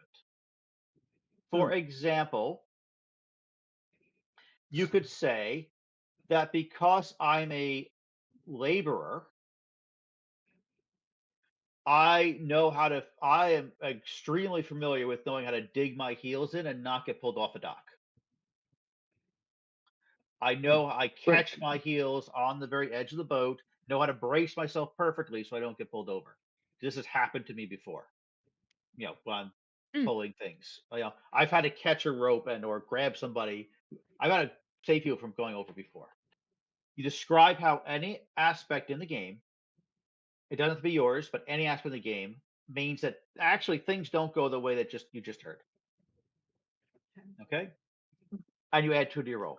That would change this in this case, from a success for Caden to a tie, which means it's still good for him, but it's a very temporary success. So I'll tell you, in this case, you'd end up basically dangling off the edge and able to climb back in instead of going in the water. Right. Do you want to spend I think I'll save my fate point. Okay, all 3 of you go right off the edge of the boat, splash in the water.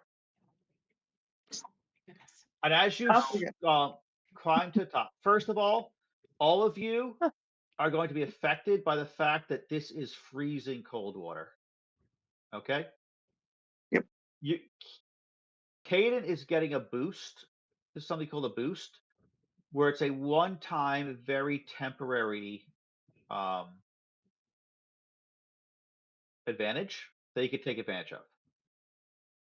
This is for the fact that he just pulled you all into freezing water.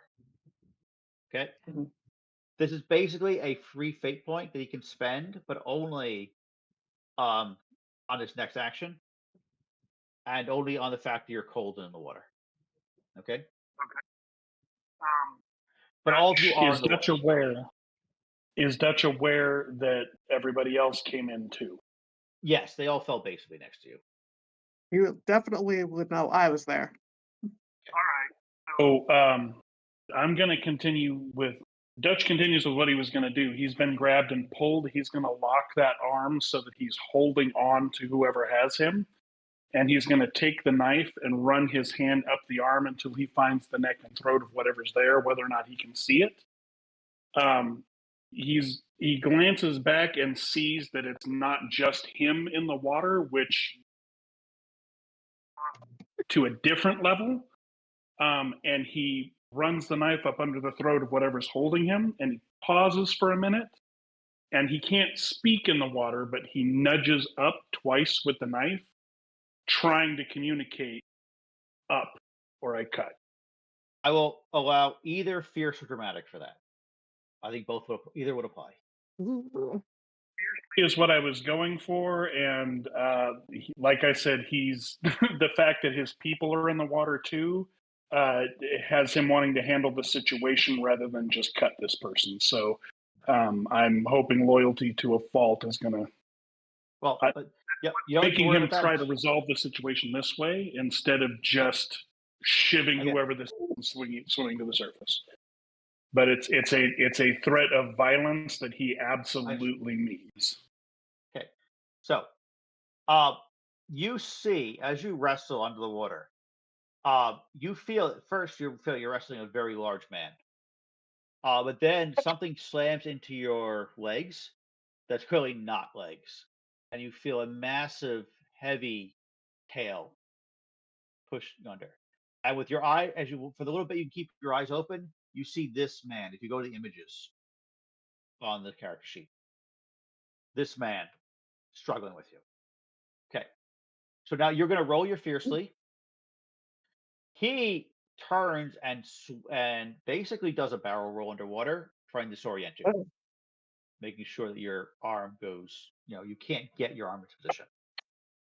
That is how he is opposing you. Okay. He got a 6. Roll.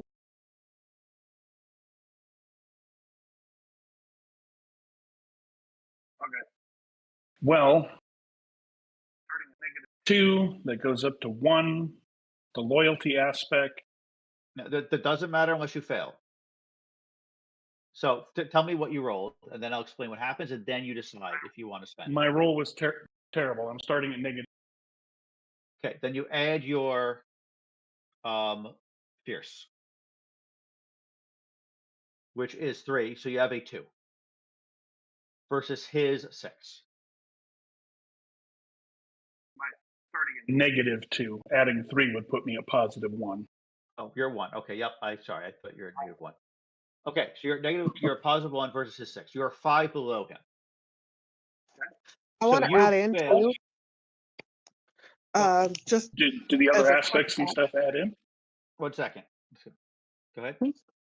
What do you want to say? I was going to say, I want to add in that I haven't let go of Dutch's belt, even falling in the water, like keeping a hand on there. So if that helps in any way to keep him from getting a death roll, I've got a latch on him. I think so. Yeah. So I think so. What happens? I'll explain it. So then you decide if you want to spend fate points. Okay. What happens is you get your arm around, you're coming towards this. His other arm grabs you. He starts to twist, and you feel something shift and crack in your arm as your hand goes limp, and the knife drifts away to the bottom of the ocean, bottom of the water. Okay. That is what will happen if you don't spend fate points. Now, however, I'll tell you, it'll be very difficult to succeed. So Terrible. you have another option, which is to take a consequence. Okay. Basically, what'll happen? You take a consequence from this interaction because you failed with style. You've been so far below his roll. You're more than three. You're three or more below his roll. You failed with style. When that happens, you can take a consequence. Consequences are a lasting problem for your character.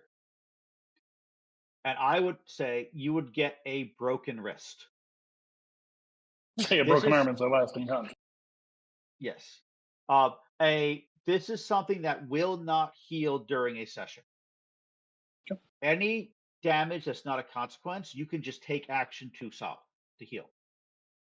Whether it's because you're angry or you've got a bloody eye or nose, you can wipe it away, clear it. You can calm down. You can stuff. But if you take a consequence, it will not resolve within a single session. Okay. You can take the minor consequence it'll be a sprained wrist probably for a minor consequence. Okay. Now, for adding in the opposed roll, the approach was the only thing that added in? Yes, because this is not a complicated situation, so I don't think your stunt applies to it. Okay. And nobody said they're helping before the roll. Okay. I described helping before the roll, so that would not. There's no helping bonuses. If there had Being been, a veteran? both. Well, again, that's an reason to spend fate points. Oh, gotcha. Okay. So that's a reason you could spend fate points. The fact you're a veteran, you could absolutely say, "I know what it feels like. I know how to turn my arm. It doesn't hurt me as badly." Okay. However, you were four beneath their roll, so a fate point would turn this into just a normal failure. In which case, Can other people jump in and help with that? Nope. You can spend fate points on other characters' aspects to say that they helped you, but it's your fate points. The being sprained spent, wrist not for this theirs. action. We'll take the sprained wrist for this action. Okay. You take a minor consequence of sprained wrist. You're right in. This is something that is going to be true and should be part of your role playing during the rest of the session. And other characters, I have my own fate points as a GM, and major enemies could also have their own fate points. They can spend fate points on your sprained wrist to boost their own rolls. To exploit it. Okay. Yep, to exploit it. Okay. Perfect. And usually, strategically, it is the best choice if you have a really terrible matchup in a roll to just let it go through and take that in. You could easily exhaust your fate points otherwise. Okay. Since I wasn't part of the original engagement, like from the start, at what point can other characters do something to help them? Any time that makes sense with the time in the game. However, since we're getting since it is getting, I'm going to start saying we've entered initiative. Okay. The way initiative works is use something called popcorn initiative. Is what I usually prefer to call it. But basically, whoever starts whatever conflict is happening takes the first turn. Then they choose who goes next, and every person after their action chooses who goes next until everybody's gone. Whoever was last gets to pick who starts the next turn. It could be themselves. So if you go last, you could go twice in a row if you want to. This is very important in this game because a lot of this game, to succeed, a lot of it is somebody sets up somebody else to succeed. You create an aspect that'll let somebody else do what they need to do. Okay. So it can really be very important to make sure, I want to move because then that person can do their move better after I'm done. Just bashing your head into a stronger opponent is unlikely in the long run to win for you. You want to do things that'll make it easier until somebody gets a lot of bonuses that they can jump in and succeed. Okay. So I'm going to say that Dutch. I'm going to say actually that so he doesn't get an extra action. Both Caden and Dutch have had their actions. Dutch, so you can pick who goes next. If you want, I think what makes sense is Penny. Penny. Okay. Penny goes next. Penny, you're in the water. Mhm. You see this man. You see this creature also, struggling with Dutch. All right. I'm pulling up his picture. Do I have a pretty good view of him? You said he is glowing, so I'm assuming that I can pretty much make him out. He's not glowing, but again, it's a clear moonlit night, so you can see, and you're close, so you can see through the water clearly enough to make him out. Yes. Okay. That rope that he's got on him, is that just part of his harpoon? It's tied to his harpoon. Yeah. Okay. Then I'm going to grab onto that rope. Essentially, I'm going to be grabbing onto him and helping use it to bind up his arms, keep him immobile, or at least make it more difficult for him to fight back against us. Okay. And So roll against a difficulty of 2. okay.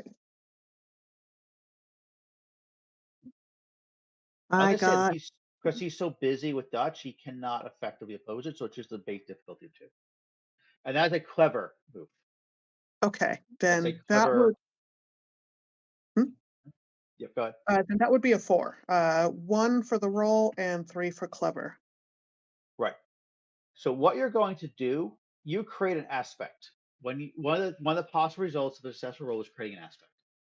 Mhm. We're going to create an aspect for you, a temporary aspect Okay. that you have wrapped rope around Caden's arm. Okay. Okay. And it's going to have one use. What this means is any time that you allow them to, you or any other player can take advantage of this like they spent a fate point, but without actually spending the fate point. Nice. Okay. So it's effectively a free fate point, but it's tied to this specific aspect. You can only use it for this aspect. So you have to explain how this helps. You put that on my character sheet instead of Penny's. I'm sorry, you are absolutely right. No, that's right. I was just like trying to like where is it? And I was like, wait, I see it. You're Wait, that's absolutely here. right. Oh, I see what where it goes. Okay. So you said anybody can use that? Anybody you allow. So they Okay. need your permission, but anybody can use it if you give them permission. Okay. Perfect. You can also get bad aspects that anybody I want to can use against you. If you fail. Okay. Or you can put bad aspects on other characters. Technically, I could have put this on Caden, but it's neater if I give you, if I make it clear it's under your control. Right. This game actually works amazing in person with post-it notes and sticky notes. Like that sounds great. This is the site we're using. It's a very cool interface, though. Yeah, but like in person, you just slapping sticky notes all over the place, and everybody's character on the table, on the fight. It works really well. And Joe, we should definitely do this in studio. I think this would be a lot of fun. Yep. All right, so that's your turn. Who do you want to go next? There was no opposition to that, right? No, because he was busy with you. He did not have an opportunity to defend. If it would have made sense, he could have. But with Penny's approach, though, does that make it a success? It is a success. Yeah. Oh, Penny succeeded. That's why Penny has the now wrapped rope around Caden's arm. Right. That was a success. Yep. Very. So I think I'd hand it off to Llewellyn. Are we underwater? You are at the surface, like struggling. So you're submerged, but you're near the surface. You're like, All right, I'm gonna try to yell at Llewellyn to get the rope up on the boat, get us a line out. Okay. As in like try to get himself off out of the water into We the gotta boat. get out of the water. Yeah, it's freezing. I had a slightly different idea. I Hmm? hear what Penny's saying. And I would like to uh reveal an aspect about my character that somebody might huh? not have noticed or would have been a surprise. I'm going to do it creatively, hopefully. So Llewellyn has one rope from the boat on his arm, and the other arm has the rope that's attached to Caden and Penny, and therefore to Dutch. So he's kind of doing like the whole like Spider-Man thing where he's like Yes. he's a little on one on the other. He's like, oh, this is not great. But Yep. there is a little bit of slack in one of the ropes, enough where he takes I'm gonna say in the struggle, like he got a little scrape on his arm, and you see his blood is not red like you would notice with mortals.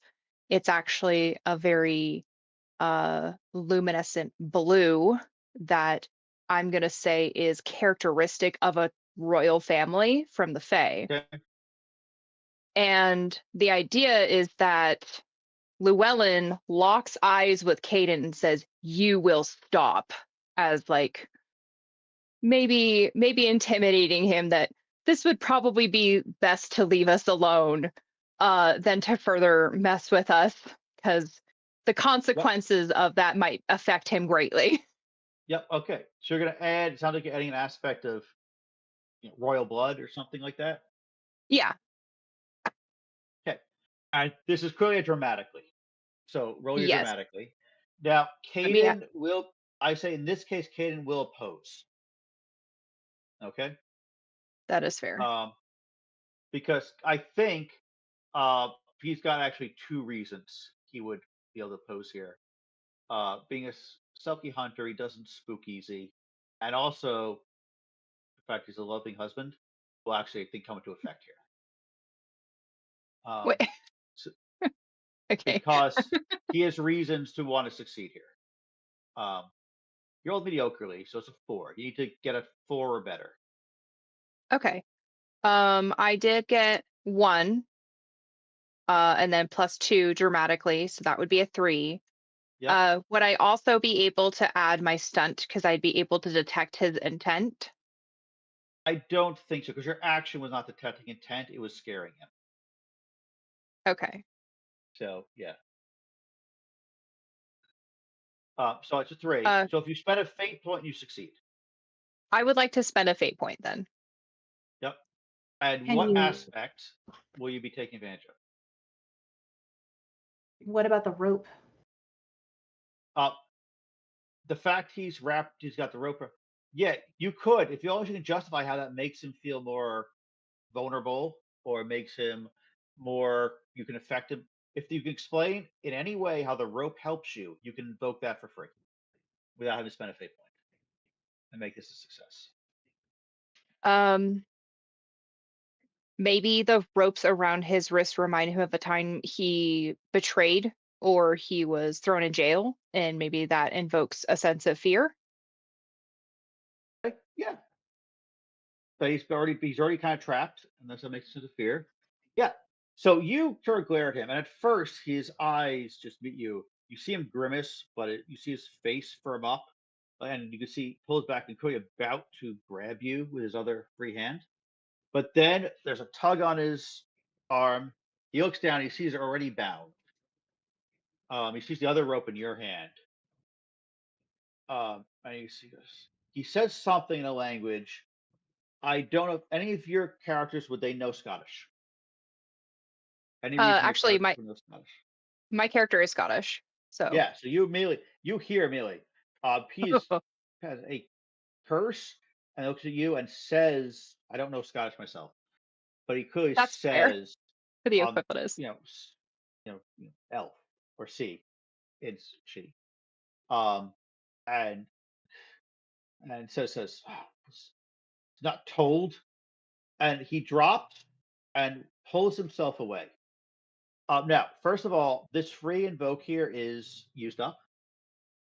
He's still wrapped in the rope, but you don't get to use it for free anymore. Okay.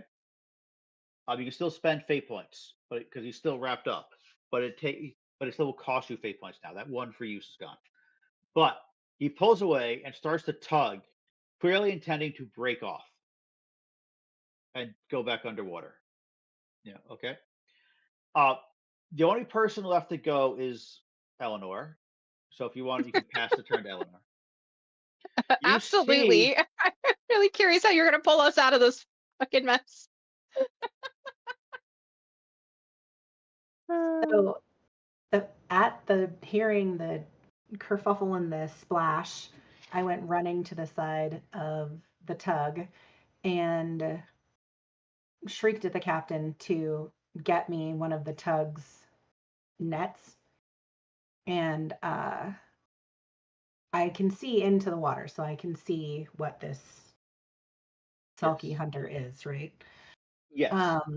And I'm looking at them, fighting and wrapped up in the ropes and everything like that. And I know that the water is freezing. So, regardless of the captain, what he thinks of us or doesn't think of us, I don't have time to be concerned with that at the moment. And I take the pin out of my hair and let my hair loose and take the pin out of my cloak.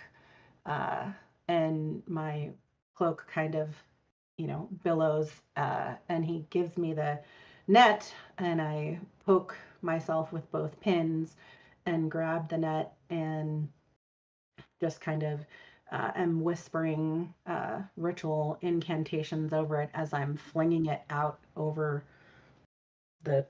what looks like a basket of fish fighting in the water. And the net turns into kind of fog as it folds itself around my people, and its purpose is to help them with the temperature of the water and kind of keeping them attached to each other, because I don't physically have the strength to pull them anywhere, but he should not be able to pull them away with him, which is what I think he's doing. He should not be able to snare them and drag them down the river. Okay. Roll cleverly, because you are using tools to change the situation. And it's not dramatic because you're not succeeding by drawing attention. So roll cleverly and you get 2 or better. I got a 2 with the clever. Okay. So what that means is you got a tie, which is a very temporary success. It creates a boost for you. This is a one-time advantage you can use. Somebody can use for +2, but it will go away on at the end of your next turn if you don't use it. Okay. It's use it or lose it. Okay. It doesn't have to be you that uses it, but somebody must use it before your end of your next turn. Okay. Okay. Now you are the end of the turn. Everybody's gone. You get to pick who starts the second round. Llewellyn, I can see, is kind of linchpinning what's going on together. Pulling on the boat. I am, looking down and leaning over the side and holler at Llewellyn to, well, come on then, let's get him up. Oh, I'm sorry. I needed your instruction first.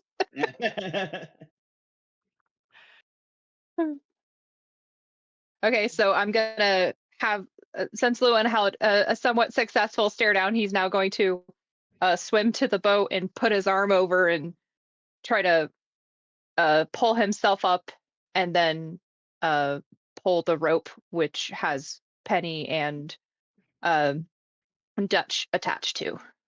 Yep. There's no risk to this. But I would say it would take time. So it would take all of your actions, but you can all climb back on the boat without any risk. Because Caden is swimming away. He is Okay. breaking off for the moment. I'm going to say that There's a Llewellyn. little bit of extra time for Dutch because Dutch is actually trying to get air and go after Caden. So if you want to, but you can say definitely Llewellyn crawls up. Do you want to pass it to Dutch and see what Dutch does? Yeah, we'll do that. I wanted to add a tiny thing that would, like, when Llewellyn finally gets onto the boat, he does like patch himself up rather quickly, just so it's just not. So nobody sees it. Yeah. Yeah. Yep, But no yeah, problem. onto Dutch. All right. Well, Dutch is struggling against the rope, trying to pursue Caden, even though Caden's falling back. And when Dutch does get to the boat and climb up on the boat, the first thing he does is he starts taking off his soggy long coat. Where's my rifle? My shot? Where's my gun? Okay, so you're not actually so you're not going to actually take a risk to pursue Caden. You are going to get back in the boat. You're just going to be complaining about it. No, I'm Okay. yeah. Yeah. You It's climb the boat. It's just show, but it's what he would do. But he's also on the end of a rope, so Yeah, your shotgun just leaning. It's leaning against. I don't know. It's in the wherever you want to left it. You go grab it. yeah. Just grab it and start panning over the stern of the boat. Okay. Don't shoot me in the water. No. Penny And then I also pass the turn to Penny, but I tell Penny, check the prop and get us unhooked. Yes, boss. So yeah, I'm gonna be doing that. I'm sticking in the water using the net that was tossed just for a good handhold. So I'm, not gonna float away, but gonna dive down, see if I can see anything going on with that propeller, see if Caden broke it or messed with it in any way. Yep. You pull yourself over the propeller. By the way, it is cold. It is Oh, cold, yeah. cold. So And so my net should have yes, it will help. They shouldn't be damaged by the cold. Yeah. They'll feel it, but they shouldn't be, What I'm gonna do, we can live. I want you to roll your stoically. This is a stoic risk. You're ignoring the pain and the drain of the cold. You will get to take advantage of that boost from the net. So you Okay, good. get to, no matter what you roll, you can freely add 2 to it. Okay, good. Because the net is helping you. So roll your stoically. Nope, that was bad. Ooh, yes, that was bad. So you can use the boost to either add +2 or a reroll. Would you like to reroll or add +2? I'll tell you, +2 will still be a failure. But yeah, then I'm probably just going to try and re-roll it, honestly. Okay, Yeah. so we'll cross off the boost. Let's get rid of it. And then you re-roll. The net is still there. It's just you can't, it's not helpful anymore. Yep. So go ahead and roll again. Hold on. Re-roll. Just going to hit it again. Yep, just hit it again. God. Well, now we're in the one. So you chattering their teeth. You pull yourself over towards the propeller. You get close. You can see it appears to be entangled in a seaweed net. Okay. That is faintly glowing green. But as you try to pull it apart, it is too tough. You cannot pull it apart. As you try to untangle it, your body starts to shake and your hands get so jittery you can't even grab the net anymore, the seaweed anymore. Finally, you are forced to turn around and pull yourself up onto the deck. You will take a negative aspect of wet and freezing. I can do it. Yep, we'll take it. Okay. It's not, and this is an aspect, not a condition, not a consequence. So you can fix this with action. But right now you are wet and freezing, and I can use that against you. Okay. Do we put that under temporary aspect, like on our sheet? I'm going to add it right now. Okay. In fact, I'm going to get rid of aspects do go away when they no longer make sense. So the rope is no longer around his arm. But you are wet and freezing. And Good I'm time. going to put a negative in the description so it's clear that it is bad for you, not good for you. Okay? Right. So, I'm wet and freezing. Whee! I will let everybody on board know at least what's clogging up the propeller while I'm chattering. yeah. You got there, you started to, but you just could not keep yourself in the water that long. It was. It's really fucking cold.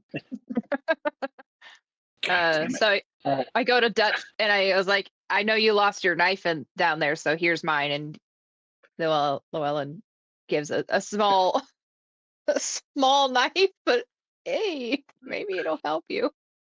A It might boot be knife. easier to use There than we a go. bigger knife. So, Where'd that all right. go? Dutch hands Llewellyn the trench gun. And again, get rid of the jacket, take the boots I love off so I gotta can do go with in this. voluntarily this time. And Dutch psychs I have a himself up prop. and just gotta get done. Goes in and using his good hand, his off hand, because the knife would have been in his right hand the first time. The right hand with the hurt wrist is just going to be used to feel his way along. He is going to try to just cut it free.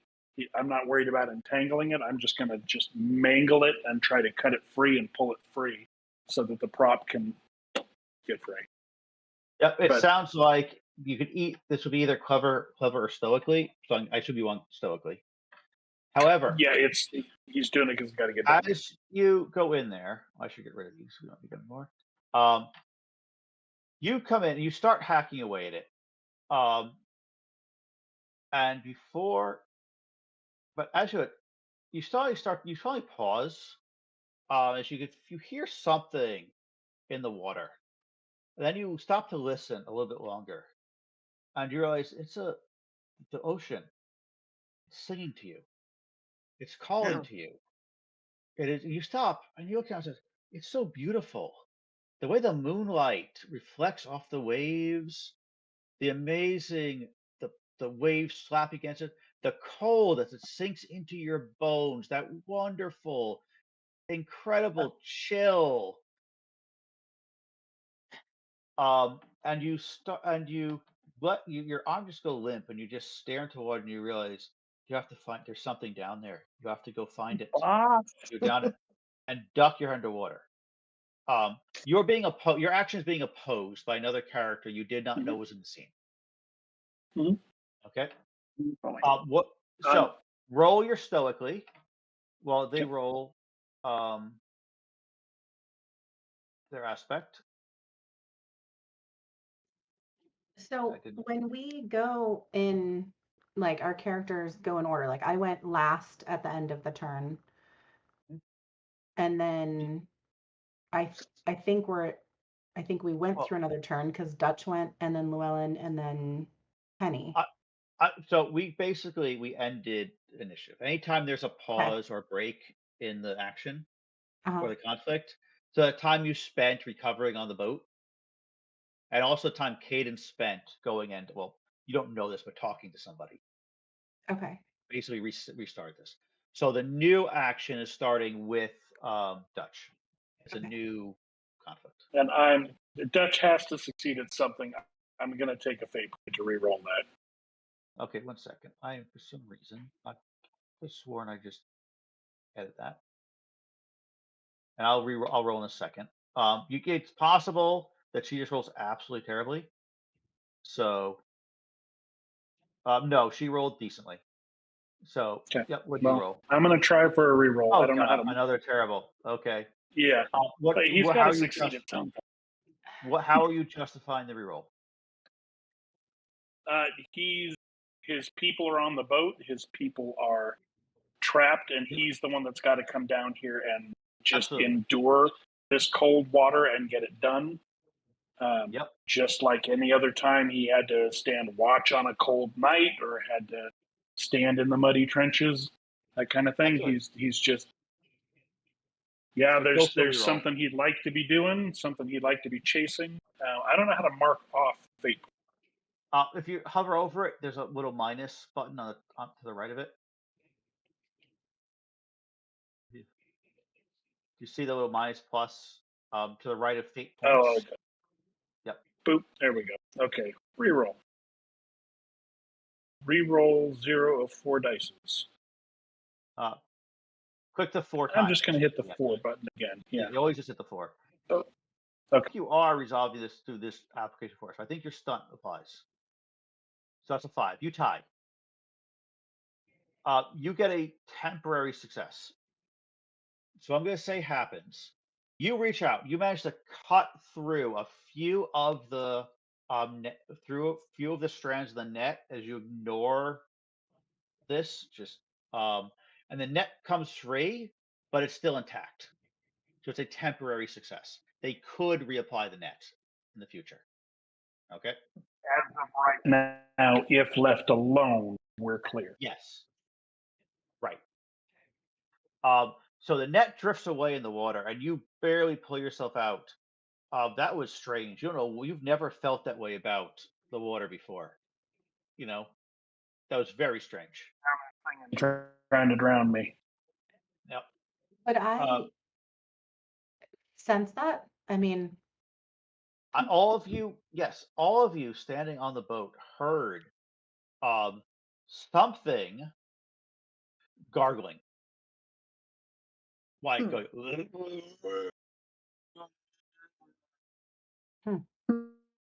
Sounds the water. different when Dutch climbs out. Dutch did not hear that. Dutch heard the most amazing, melodious, entrancing sound Dutch has ever heard. as a siren myself, though, would I recognize? Would I be able to? You immediately feel the edge of the pole and realize that somebody was enchanting. So that's awful ugly sound for a siren. Okay. Yep. Catch my breath because it was cold. I was underwater. Yeah. Who do you want to do next? Let's let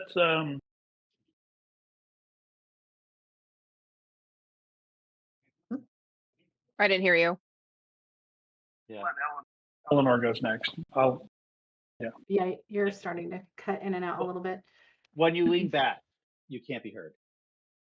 Weird. Okay. Eleanor. Oh, no, it is. Okay, no, it just happened then too. That's weird. I thought it was when you're leaning back, but no, it's just random. So okay, as soon as Dutch makes it back on the deck, and I'm listening to him babbling about how strange the water was and what he was feeling, I could hear the gurgling and knew it was a very lowbrow imitation of my own kind. Yes. And I am absolutely appalled by it. And standing at the edge of the not fence, what is the matter with me? Side of the boat. I kind of throw a little bit of a hissy fit in telling them, because where there's one, there's my kind, there's usually always more than one. And we need to get the hell up the river and enough with this nonsense. So I kind of am just throwing a hissy fit, and I take a small sachet of what just looks like ordinary table salt, but it's ritual salt. And while yelling down the river at no one, apparently, is what it looks like, but I'm throwing a hissy fit down the river and blow the ritual salt out into the river, and it's just meant to be kind of like a stinging shockwave that warns them away from my people. Like, I've had enough, like a slap, basically, like, get away. Scram. And scram. Enough of this. Okay. And I'm stamping my feet and, shrieking like a shrew. Roll dramatically water. against 2 to be to be convincing and frightening enough that they take your point and actually take it seriously. I have a 4. Awesome. You succeeded. So, and they also they've already been convinced that Llewellyn is a royal. So there's silence for a few minutes, and then a voice speaks out in very heavily accented English. Okay. I assume a So Scottish yes, Scottish accent. accent. Yes. Yes. We we talk. You we here collect take tax. Yes. Give tax. No fight. I just respond to him in Scottish. What are It's a you on woman. about? Just talk. It's a deep woman's voice. These But people yeah, trying otherwise to than that. call I'll like I said, I'll just respond in Scottish. Like just speak normally. Oh, you can speak Scott.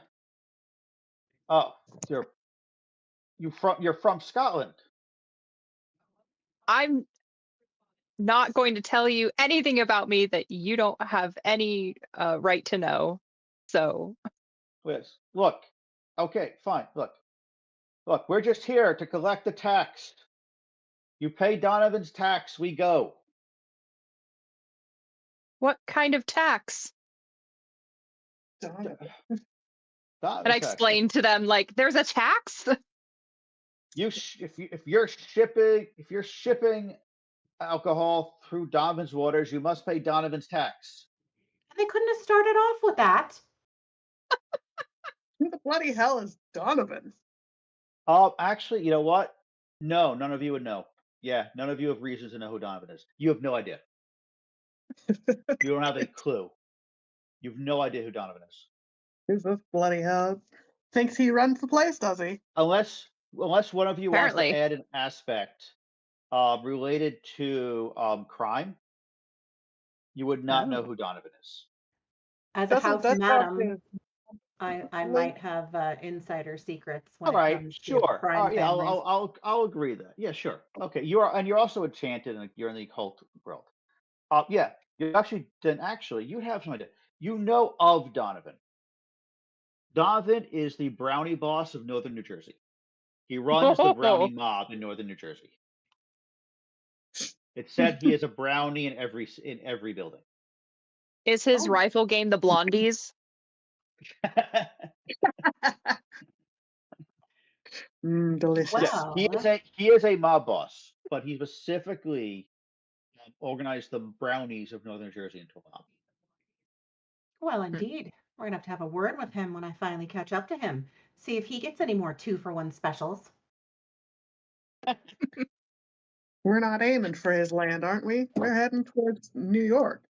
You are. We're cutting through. You're next to New Jersey, but yes. All right. Can you ask him what the tax is? What is the deal here?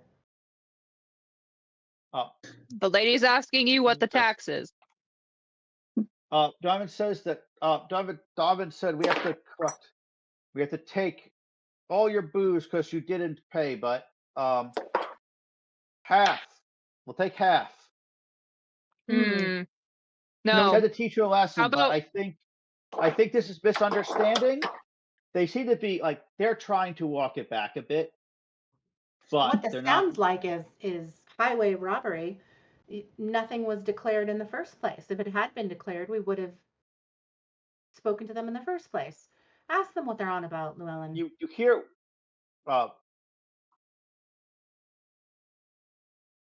the man that he tells you say it's not like highway robbery. The man says you hear the man speak up in English saying, "Yes." Like, yeah, yes. That's exactly what it is. So how about this? You don't know how much booze we have, and I pull one bottle out and I said, that's a fourth of it. Now take it and scram. Donovan not believe you 4 bottles of beer, a liquor. Donovan's not stupid. 10 bottles. Hey, Dutch, how many bottles? Or I'm gonna pull on your shoulder and get like real quiet, like, how many bottles do we have? You can have 2. That's a Cigarette for the road. that's about a third of the haul. Okay. Captain, is that prop hooked up yet? What? No, is the propeller free? It's propellers free. Then yeah, fine. I'll pick it up. God, crazy shit I get into for a paycheck. And you hear it. He's 5 going back bottles. inside. You get 5 bottles. 5 bottles, but the good stuff. You'll No take cheap what's given, bottles. my What do you goodness. take it for? All of our stuff is good stuff now. Not a single thing isn't here worth drinking. Fine, Take 5 what you're bottles. given. We tell Donovan your magic. And Well, for and not- will you let them know that Donovan is a very favored customer of mine and that he will be hearing about this the next time I see him? Do you know enough English to hear that one? Yes, you know Donovan. We'll and Donovan will believe then. Okay. Yes, we'll take 5 bottles. All right. You get 5 bottles and you'll leave us alone. Yes. And you tell All our right. friends You you pay tax. we paid that tax. Yeah. It was, Don't want to have any other taxes happening. no. We get another tax, there's going to be words. There's going to be much more than words. Words. All Well, right. Okay. Abrams All right. words. So I take Chuck 5 bottles off the side and see ya. the man surfaces from basically nowhere. Like you did not see him before he breached the water. Gathers up the 5 bottles under one arm and dives back under, and you never see either of them again for the rest of the trip. Okay. They're gone. Okay. You after a little bit of drying each other off, you can get rid of that wet and shivering because just time will get rid of it. You warm up in the boiler room. You know, like I said, you can just take an definitely Say, acid hang out in the there's no boiler room. risk. So Yep. we get rid of that. It never actually came into play because the situation changed. And Excellent. you sail and you start engaging, sail north. Okay. I should ask now. It's been almost 3 hours because of the delay. So it's been over 3 hours. And we need a break before we go to what will be the final scene. I'm Let's good. take a short, even if it's just a couple minute break, just to let people Okay. stretch, get top off their drinks, and maybe use the restroom. But yeah, Fair we'll try enough. to be back in about 5 minutes. All Sounds right, I'll good. mute. I'm going to mute. And Same. Yeah, Yeah. everybody mute because of the way it's set up. all right, so understand that the camera will not. Yeah, be leave your disabled, cameras but- on. Yep. All right. See you in 5 minutes.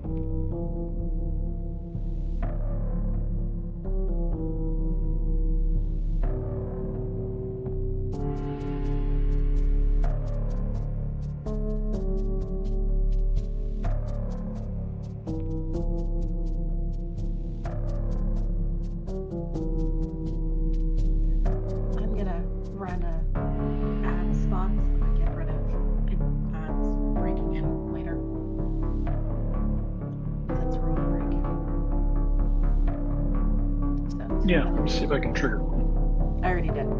Got another Oh. 50 seconds. Oh, Hello, I'm back. I love it when I have tech help, especially when it's somebody who knows what they're doing, unlike me. Sometimes. I love this waistcoat. I wish I had more occasion to wear it. Yeah. I need to get something fancy that works for this because I've been running this way too long and not have been good. I think those kind of suits are timeless to begin with. Like I just think they look incredible on humans anyways. Yeah, but like as the bookkeeper for a restoration company, I can't walk into a construction crew dressed like No. You can definitely take me to dinner dressed like that, however, so there is, We should do like a double date night where we have just dress up to be like really fancy for like no reason at all. Just be like, just pretend. Yes. Are you gonna go to the crow party this Saturday? There's a crow party? At Underworld. Oh. Yeah. Where I do like Underworld, and I've been meaning to take somebody to that. Mm-hmm. Ooh, is it like you like trade trinkets with somebody? Yes. Mm-hmm. It's this Saturday. It's from 4 to 10. I'm not going to bring us anymore. back from break because they can hear us anyway. Okay. Well, hello, everyone. Come to the crow party. Yes. Yeah. You're in the Reno area. Come to the crow party. Right? Yeah, dress in all black, trade trinkets. That sounds amazing. I will definitely see and make sure. I hope I don't have something else going on. I mean, it's that totally sounds on great. topic and on target for the game. It's a distillery. Yeah. It really is. It's an actual distillery. It's a very cool place. Yeah. I've got to run this twice at actual bars or cafes, and once at an old brewing company. That's so fun. I love that. Are you local to here, Will? No, I'm in Long Island, New York. Oh. Yeah, that's why we're having to. Yeah. Will's 3 hours ahead of us. So. Yeah. Oh goodness. Yep. Yeah. This is an incredibly cool setting, though. I like this. I've played Fate hacks before, so I'm familiar with how the dice work. This is really cool. And I like the system.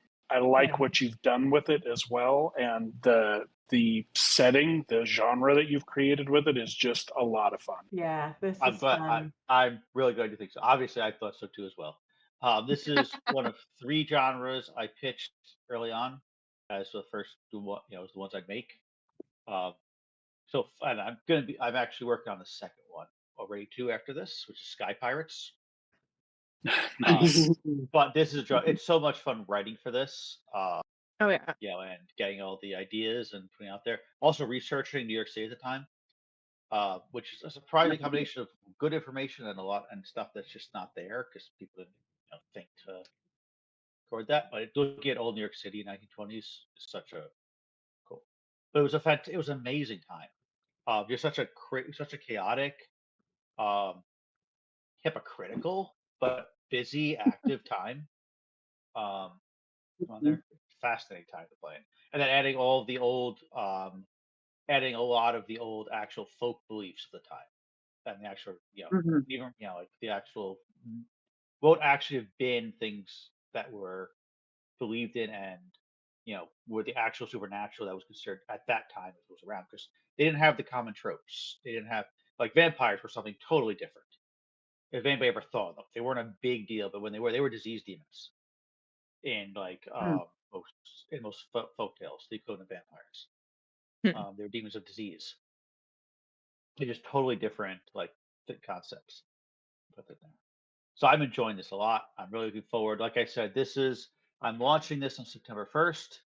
If you want to learn more about it or back, or follow it or back it, the easiest way is to go to gloriousfate.com. This is where you'll find all of my books. I published this scenario we're doing right now. Was actually the very first one I finished and published. And then I've done 2 more. That would be basically this one's the introduction one. These are meant to be early in a campaign, where you'd introduce them as this thing that's happening early in a campaign. Okay. Yep.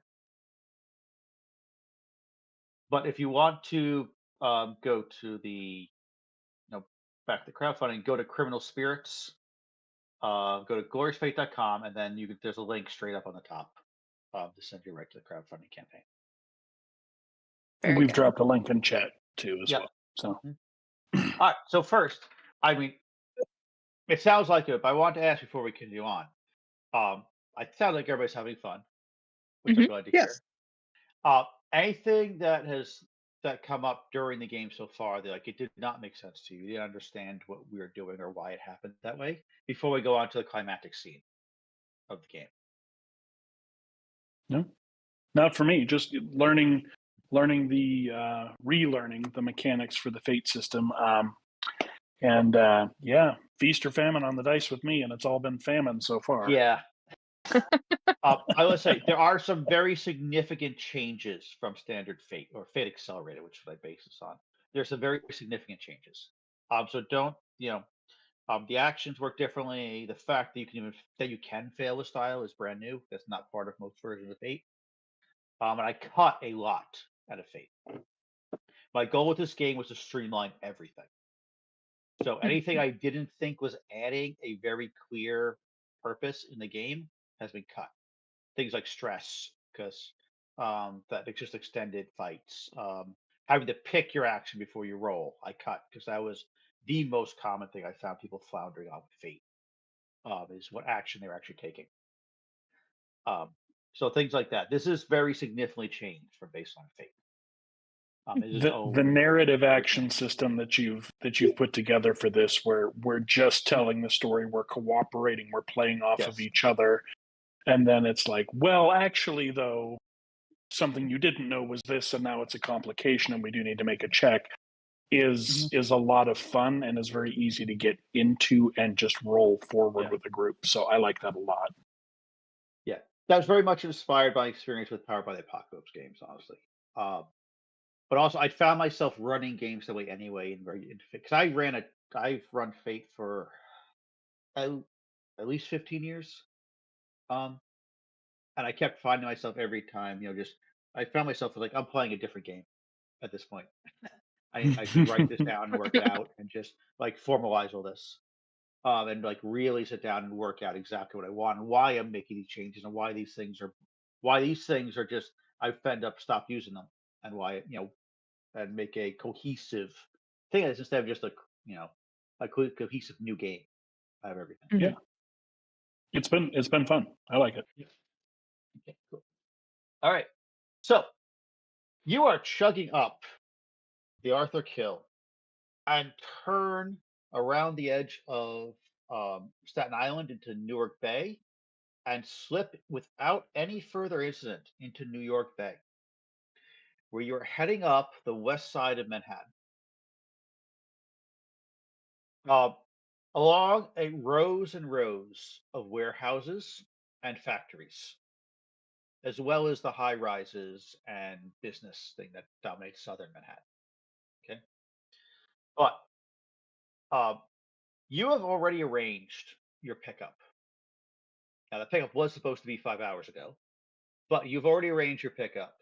Another employee, Maury DuBois, is waiting for you at a recently abandoned warehouse, which still has it's New York City. It will be reoccupied within the week, probably. But currently it's not being used and has a dock where you can pull up straight away and transfer to a waiting truck on the street. And it must be your lucky day, because as you round the edge of Manhattan, you can see that Maury is waiting on the dock for you.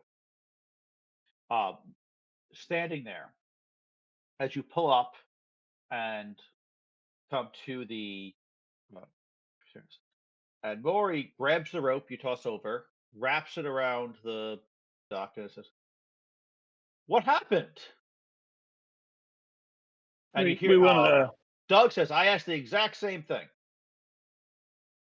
We had to go the roundabout. a really roundabout way. It's been 5 hours. I started thinking you weren't gonna come. That would have been. I don't. You've been sitting here for a while. Everything okay? Yeah, sure. Everything's great. It's cold, and dark. Yeah, what? You got everything, right? You do tell me you got everything. Well, there was a tax. What? What? No, you can't bet. I mean, what? Donovan wanted us to pay a little tax on his toll. Now, who the hell's Donovan? One of the Selkie It's not bosses. important right now. Okay, yeah, We got what we need. We're a little lighter than we planned, but we'll make. Oh, I'm not gonna be happy about that. You know how those Jersey boys are. Oh, to Jersey. Oh, you got in trouble in Jersey? Oh, Well, you know. anyway, well, it doesn't. But you've got it all. Right? You got it. Oh, you've got most of We it. got the thing. We got the Let's stuff. get We got the off. goods. All right. Well, let's get the crate then. And he steps on board. And I just quietly motion to Penny and just like load the crate. Aye, sir.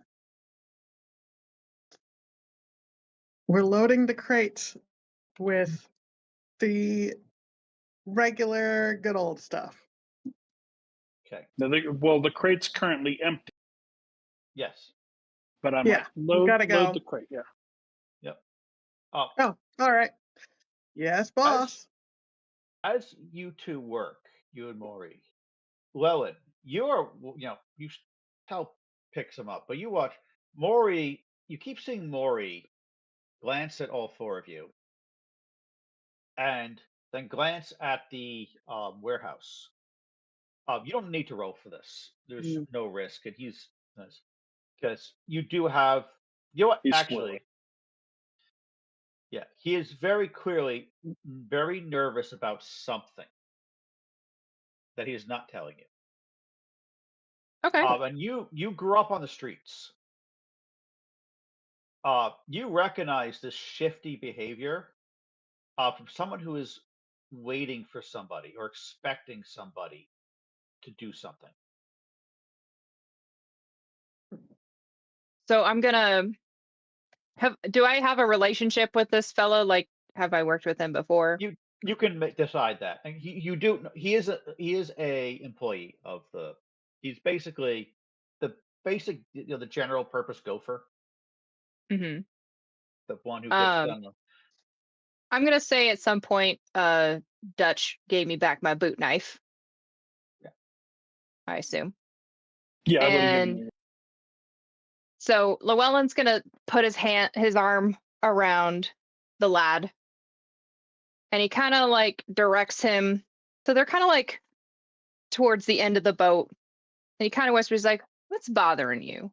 Can tell there's something up." What? I know we're late, but there's something else going on. No, Lou. There's nothing. What are you talking about? No, it's just don't Lou me.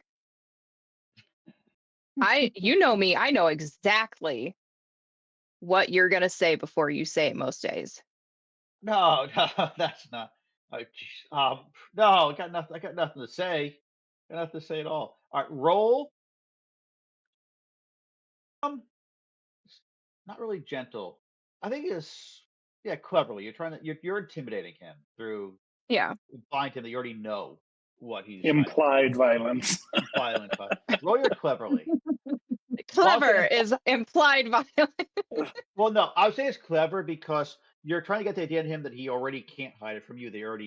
You're smart. Right. I'm already looking through you. You just need to fuss up. Right. So I can say it's a clever approach. And it's just a 2. Okay. So there are NPCs in this game don't necessarily need stats. Maury has no stats. Okay. It's just anything you want to do, it's a 2. Or maybe worse, but generally a 2. Okay, so I was using cleverly and I got fair. So that's a 5. That's a success with style. Because you are 3 above. That's our first success with style. Yeah. So I'm gonna say he takes his boot knife and kind of like flips it in the air expertly, like Like, come on. We're buds. Like, how you doing? Remember when I slipped you that real nice bottle last week? You loved it. Because she got sexual style, he actually doesn't give you away. He actually goes, no, you don't understand. It wasn't my choice. I couldn't do anything. It wasn't my choice. They would have killed me. You just leave the stuff here. We can jump in the water and just swim away or something. It'll be safer for everybody. All right, lad, who are we waiting for? Waiting. We're not waiting for anybody. They're in the warehouse. Marco's here. Oh, Marco. I Gotcha. walk past Penny. Hello. Give me the flask. You sure, boss? Yeah. All right. I'm gonna slip it out of my Dutch pocket. Hand it over. Dutch steps down back onto the boat and pretends like he's having I do some excessive body language for anybody that's watching, like I'm having the last conversation with the tug and the tug captain and paying him off. I set the flask down inside his pilot house. We've been friends a long time, Miller. Why don't you roll out for about 45 minutes and then come back? There's extra cash in it. But if you don't come back, we've known each other a long time. I know how to find you. So out of character, what do you want him to come back for? I'm just trying to see what the end goal is. All the booze is still on the boat. I'm just going to have him pull the boat away from the dock. Goodbye. Okay. So you're not taking the booze off. Okay. That's why I did not understand. Okay, yeah. Because we didn't load the crate. We moved the empty crate. And I'm going to put the flask of the good stuff on the boat as well. I just had to take that from Penny because Penny's been carrying it. But we're going to have him roll out and come back. So visually, I'm hoping what it looks like is we're just wrapping up the deal.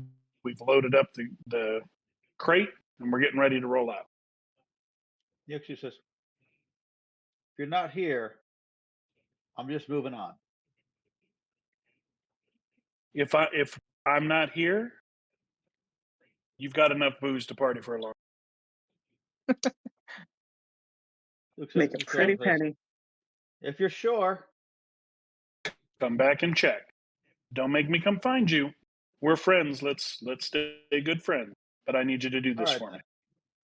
All right, man. If that's how you want to handle this, I will cover you extra for this. Yep. One way or another, yeah. All right. Good luck. Whatever you're about to do, whatever damn fool thing you're about to do. Grab the trench gun from inside, like I'm getting my crap off the boat, put it over my shoulder, head out, watch him pull away from the dock. Why don't we all load up? Yep, let's load up and I kind of what's the guy's name that was waiting for us again? Marco? Maury. I'm sorry, Maury. Which one? Maury. Maury's the guy who works at the speakeasy with you. Okay. He said But Marco he tipped me off to it. He tipped you off, yes. Okay. Yep. So I'm gonna pat Maury's shoulder like, come on, help us get all this help us get us load back into the warehouse. Oh, God. We're supposed to be putting it in a truck and driving it away from here, right? He'll kill you. Oh. That's the plan, right? We're putting it in a truck and we're supposed to leave from here? I thought we were supposed to put it in the warehouse. No, so the plan was that Maury has a truck sitting out front. Okay. They're gonna load into. You're just using their dock, basically, but you have to go through the warehouse. Oh, okay. We're not touching the warehouse. Okay, got it. Sorry, I misunderstood that. Well, no, you are. Like, yeah, let's get it in the. Well, before you go any further, it is time to introduce another rule. Okay, if you can see what I'm putting on the screen. Mm-hmm. The way this game handles maps and positioning is with something called zones. Okay. Okay. There are the world is divided into zones that I wrote down. On a tabletop, these would be index cards, possibly torn in half. Okay. You can wherever you are, you can interact freely with any other character in that zone. We don't track position within the zone. You know, narratively, you can say I'm standing in front of somebody and I'm blocking. That lets you block and oppose people trying to get past you. But like, we don't care about where exactly you are in a zone. The boat's a zone, the docks are a zone, the warehouse, the street, the alley. You can move freely between zones as long as nothing is blocking you. Okay, there's no barriers in the way. For instance, in this case, the warehouse door is closed. You'd have to do something about that in order to move between the docks and the warehouse. You can jump in the water, but getting out anywhere except the dock you'd have to struggle to get out of the water. Again, anywhere except the dock. Okay. Sure. So if you're in the boat, you can move to the docks and act. No problem. We don't, you jump over, you act. Possibly you can affect characters in other zones, but you have to be able to justify it. You can't punch somebody in the next zone. You can shoot a gun at them, but you can't punch them. And it's quite likely that, we'll say, circumstances give you a penalty for doing that, which is -2. For instance, shooting from the boat to the dock, no penalty. There's nothing in your way. There's no reason you can't. Right? Nothing makes it harder. From the dock to the warehouse could be a different story. Because you have to shoot through the door, it's a lot easier to get out of the way. Okay, you'll be a penalty for that. So let's give you. Are you conveniently named with different first letters? DELP. Yes, you are. Okay. Nice. So one of the nice advantages of using Google is it is so easy.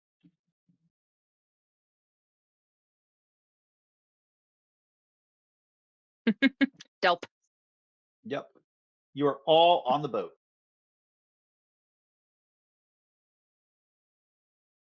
You know from Maury that Marco and some men of his are in the warehouse. And I'm going to say he just told you, and that he has getaway drivers out in the street. Marco has a half dozen men with shotguns with him. However, you are fully aware of this, and he does not yet know that you're onto him because of your success with style earlier with Maury. So you have time to make a plan. And so, how are you going to do? So,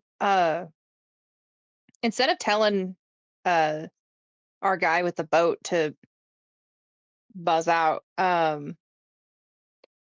like there's water to the north that connects to an alleyway. Would it be possible for the boat to navigate up and around? Well, I guess we still have to go through the warehouse regardless. I'm trying to figure out a way to mitigate through this. No, the alley does go to the street. You can move freely between any zones that touch. You can move between any zones that touch. So if you get over here, you could go to the alley then the street without going in the warehouse. However, it'll be really obvious if the boat leaves. They will figure out fair something. enough. They'll figure out something's up if the boat leaves. My Where is inclination is the- to murder them all, but I've got a twisted wrist right now, and I don't know if I'm going to be able to do that. I honestly think what we need to do is sell these guys on the fact that somebody else has already taken our haul and we're just coming home empty-handed. Or just tell them, yeah, maybe that the Silkies took it all. Yeah. Donovan made us give up everything. That was actually their original offer. Yeah. It's not a bad plan. What's the Maybe backup tell them plan? we got 2 bottles left and we can be like, here, I guess these can be yours. This is all we got left. Just so they don't feel like we were completely empty. If this boat stays here, though, they're going to take everything we got. Yeah, I think it's still a good idea for it to go off now, for them to just pack it out and go. We'll load up these empty crates into the truck, and then Marco will come by and we'll tell him our story. Everybody on board with that? I'd say let's toss a couple bottles into the crate. Otherwise, there's no reason to take the crate That's with fair. us. If it was,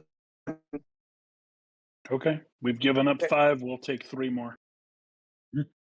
do we want to load for bear just in case? I think if they decide they're going to gun us down, we're already in trouble. So as much as I want to make a point, and it's in my nature to take this right to them and put this trench gun in somebody's teeth, I don't think we're in a position to do that. Yeah. Now, knowing you, so That's I do fair. want to clarify, knowing your, because this is for all of you for a second. This is not an impossible conflict, but it's a very hard one. Mhm. It's intended to be, this is a final boss type conflict. Whatever way you do it, it's going to be a hard social situation. It's going to be a hard physical situation. I just want to, and also I should tell you, this system differentiates in no way between social and physical conflict. Literally no way. It is just as dangerous to talk to somebody as it is to shoot guns. Do we need to go through the warehouse to get to the street? Yes, unless you want to jump in the water. Okay. Yes. So you're going to take the mostly empty crate out onto the dock? Yeah. Have Penny loaded up on the truck? There's an awful lot of shadow in this warehouse that I'm going to try to use to our advantage. With my skills. So good. You've just brought up something. So zones can have aspects. This warehouse is dark. It's past midnight. It's got narrow windows that are raised up high. It is dark and dark and dusty. So at any time during this game, or any time, you can spend fate points on this because it's an aspect. Okay, you can spend fate points on the fact that this is a warehouse. This has been written down. This is an aspect. You can spend fate points on. The fact this is an alley, you can spend fate points on that. The fact this is water, you can spend fate points on that. If you can say how that changes, this affects the situation. Okay. Okay. But you step up. The boat sails away, so there's no longer a zone there for the boat. And you start carrying. You're going to pretend you don't know he's there? Yeah. Yeah. Yeah. So I assume we're just gonna walk through or work, wherever Maury. Like obviously he didn't park his vehicle in the warehouse or on the docks. Like it's on the street somewhere. So. Yep. Okay. Well, that was my misunderstanding because I thought the truck had been pulled out onto the dock here for us to load. Oh no, it was on the street. Yeah, sorry. Yeah, it's on the street. So then he can help carry the crate with Penny. You can pretend to carry some of it. Yeah. And I'll walk in front and I'll have the trench gun in my left hand. I'm going to be humming to myself nonchalantly, just kind of an eerie sounding sea shanty while I'm walking along behind everybody into the shadow. But it's just an occult chant to make the shadows work against them in terms of like aiming at us and to incite fear. Right. Okay. Roll to see if you alert him that you're doing something. So roll your gently. It's not the question of whether this works; it's whether it works subtly and with control. Okay. What do you mean with control? Basically, do you get the exact effect you want? Oh, got it. I see what you're saying. Yeah. Mm-hmm. But the big risk here is that he figures out you're doing something magical, because that would provoke him to action. Okay. Well, looks like I mean, I have a +1. I don't think I have anything that I add to it. Well, you have. Oh, gently +0. Yes, you're right. You're not good at that. Yep. So you have +1. So first, let me tell you. So Marco Lombardo is he has no aspects that would help him notice that you're doing this. So he does not get to roll against you. So it's just a difficulty 2. Okay. So you need a difficulty 2, or he will notice and do something about and react to it. So you have to spend a fate point, or he will notice you're up to something. Yeah, then I'll spend a fate point to work against my nature, but do what I need to. Okay, what are you evoking? So evoking is what they call it when you justify yourself. Which of these aspects, or any aspects, are you using to justify spend your fate point? You can use yours. You can use, go back to the warehouse. You can use the fact that you can use anything on this that I've written down, or anything you know about on any other character. I'm well versed in crime bosses and networks, so I know him and his personality. Um, I usually pocket information from my clients to use at a later date, and I know that he's kind of a lunk, really. Doesn't have the brains God gave Cheese when it comes to being observant, because he's just super egotistical. So He's not very good at it. no, so us just being, waltzing around in plain sight, he's going to be so focused on the fact that he's the big bad guy that was so successful in getting us that he's not actually paying attention to what we're doing or that we're doing anything significant. He just thinks, yeah, look at I got him. Just Yeah, we're fish in a barrel, and he's not Right. concerned what the fish are doing. like not at all whatsoever. And you're justified because you know him, so you know how to Yes. not go over the level where it draws attention. Yes, and I know Okay.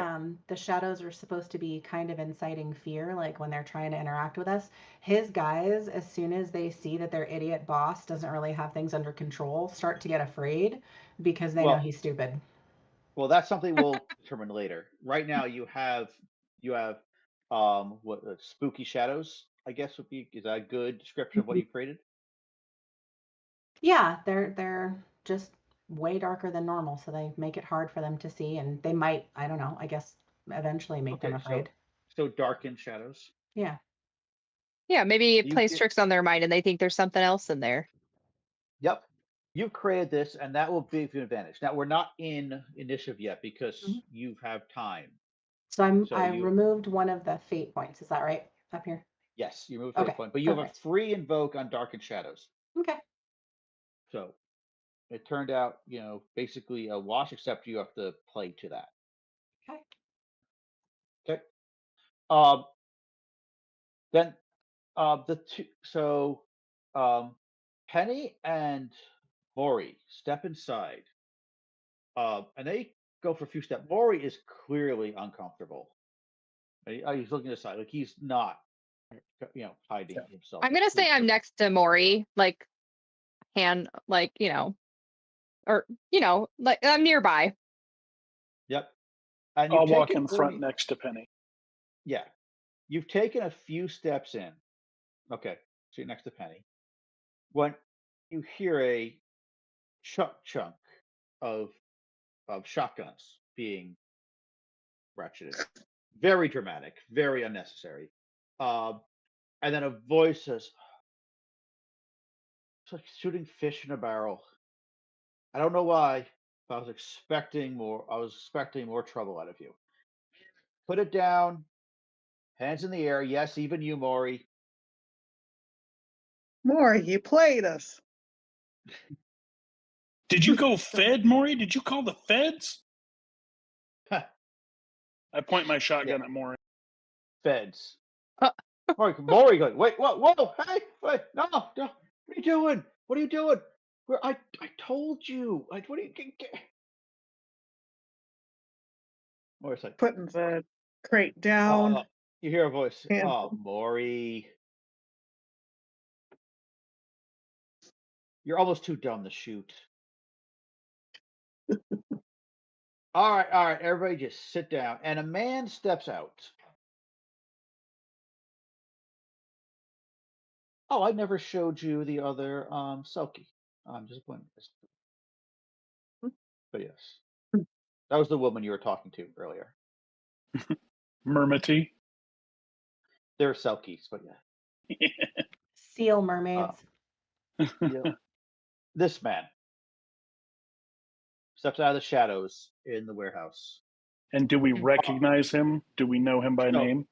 definitely Eleanor does, because Wilmer's Okay. the crime bosses. Llewellyn would too. Yes, because Llewellyn grew up on the streets. Okay. This is, yeah, Marco Lombardo. He is a problem solver for the Lucianos. Problem solving meaning people. He solves people, right? Okay. Um, he's also known to be a particularly vengeful and violent man. Okay. He is a cold blooded killer, but also a hot blooded killer. He will do either and is happy to do both. Okay. He's exceptionally dangerous if he has you as mercy or if there's any, like anybody tries to make him hesitate. Because he will shoot in situations where normal people will not pull the trigger. Okay. If I He just may. needs an So excuse. Llewellyn should be in the warehouse. The L is not in there yet. No. Sorry, you are correct. And I would So be next to Llewellyn also. Yeah. I thought you were holding back. Okay. Yep. So you two then are here. Okay. hmm So I'm gonna look at Marco and kind of you know it's a real shame. We do like working with people, and we do our best to try to make amends. See, we don't have a lot. We just got held up by those Selkies. So you're free Selkies. to have here. What are you babbling about? Yeah. Oh, Selkies? So you're not Donovan's feds? dead. All right. I grin and I just oh, they're smile up absolutely at not. him. Oh, I know. And I'm like, Marco, Marco, Marco. Handsome, what on Oh, no. earth are you doing? Eleanor, I heard rumors you were involved with this silliness. You should have known better than to step on the Luciano's toes. Um, you do know your speakeasy is not actually in Luciano territory. Like it could be, this is you were not actually in Luciano territory. Mhm. Not Now, by any of the standard Marco, ways they measure it. Yep. you know as well as I do where things stand, and that's Oh, not quite right, is it? oh no, look, things changed. Things changed. We're moving up in the Well, world, spreading I out a mean, little bit, those are all good things, and but they when did are, they change? especially when people decide to work with you. But of Mm, course, sometimes people this decide to doesn't look go like under. working with us, though. Oh, I think it is. I think it is. You'll love working with the Lucians, I'm sure. I mean, you just pay a few reasonable fees, and things go well, and everybody is happy. Well, darling, you could have started with talking about that instead of bringing out, that old thing. And I kind of just, gesture at his weapon. Well, I find that these make good arguments sometimes. May help people Yeah, if not you get the take wrong care of angle. them, maybe. Not, I take care of my stuff. Thank you. That's when I use a little bit of that fey magic that I use like on the opposing tugboat, and kind of what do I want to do this So, time? Maybe he kind of steps on he takes a cigarette out and he lights it. He blows out some smoke and the smoke goes out, and let's say something inside his gun rusts a bit. okay. But what do you do? What does um you know what do you actually do, Llewellyn? Like what actions do you take? So as somebody who has some fey magic, if anybody knows about gremlins, they're little critters that really like to gum up technology of many kinds. And it's quite useful to have those, that they're invisible. Nobody can see them. So I'm going to say Llewellyn used a little bit of a helping hand of maybe a gremlin spirit or a fey that is not seen but can affect his gun.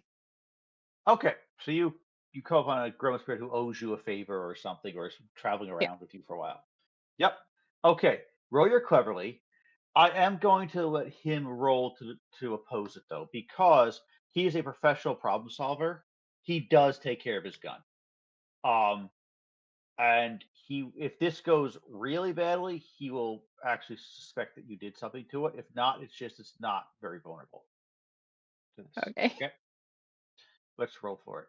Oh, I keep forgetting I didn't give them the tool. Now, at what point in time can, like, they haven't rolled yet? At what point in time can we give advantage, or I don't even know what to call it in this system? Like, at what point in time can we You can can we help help? somebody as long Okay. as you do it before the action's resolved. So describe what you're doing to help. Describe how you I'm know. Yeah, I won't touch anything. Tell me what you want to do. I'm smiling up at Marco, and my eyes are this just stunning teal blue, fixated on him. And I'm just kind of Marco, Marco, Marco. And it's like a sing-songy kind of beguiling. I'm beguiling him as a siren, is what I'm doing, to get his attention fixated on me, but kind of in that, siren bewitched kind of way, just drowsy, kind of like I'm trying to diffuse the situation, not necessarily like and trap him, but if I can diffuse the situation and get him a little besotted with me, then maybe this might go better. Yep. Yeah. Okay. Yep. It'll give you a little more time for the gremlin to chew on things, and so roll add an extra one for the help. Do you have a stunt that applies? No, you're not really detecting intent here. So do I need to roll also? You do not. You add +1 to the roll. Okay. Oh no! There's only Terrible. And he Can I got use a fate point to re-roll that? You can, as long as you tell me what aspect is, changing the situation. So let me tell you what happens first. You always should wait till I tell you what happens. He goes, "Oh, look, you know that not interested in that, ma'am. We've got to, this is business, purely business, which I'm sure you understand." And I think, and then he goes, and then there's a little grinding and crunch, and his eyes drift to the side.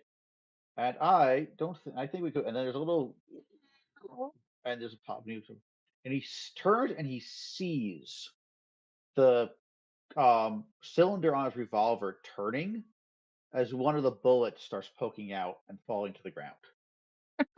And he goes, "Witchcraft! Heard of it? Shoot! They're bewitching us! Shoot!" That is what will happen if you don't spend fate points. This is a failure with style. He will start the fight because it's really his own. It is one of his few resorts against magic. He is not a magical person. Could the shadows could the shadows obscure his vision of that? You can absolutely take that for yes. You have a free invoke on the dark shadows. If you want to take advantage of that, you can. Okay. So I think I still want to use my fate point to re-roll my roll. To see. Well, you might as well use the free one first. The free one? The shadows. There's a free invoke on darkened shadows. Oh, okay. And is that a re-roll or a +2? It's whatever you want. Either one you want. It's your choice. Oh. It's always your choice. Okay, then yeah, I'll take the free one first. Yep. All right, so re-roll. Most of the time it's better, but if you're gonna fail no matter what, if you take the +2, you often reroll. What are you rolling with? Like, what are you adding to your roll? I missed that part. Sorry, I'm adding cleverly, so that's 3. Uh-huh. Um, So that's 5. So you have a total of 3. Or you had a total Yeah. of Yes, 3. total of 3. Well, no, because you rolled terrible before, so that was a total of 2. Why would you? You rolled 3. You had +3 for clever, +1 for being helped. So total so that'd be +4. 4. So you had +4. And then you And rolled then terribly, so you had a 2. But Marco rolled a 6. Sorry, 7. Marco rolled a 7. Oh. You're Okay, so not when I use likely the to free win this. reroll, You need an exceptional success in order to make it. You need a 3 or better on that roll to make it. So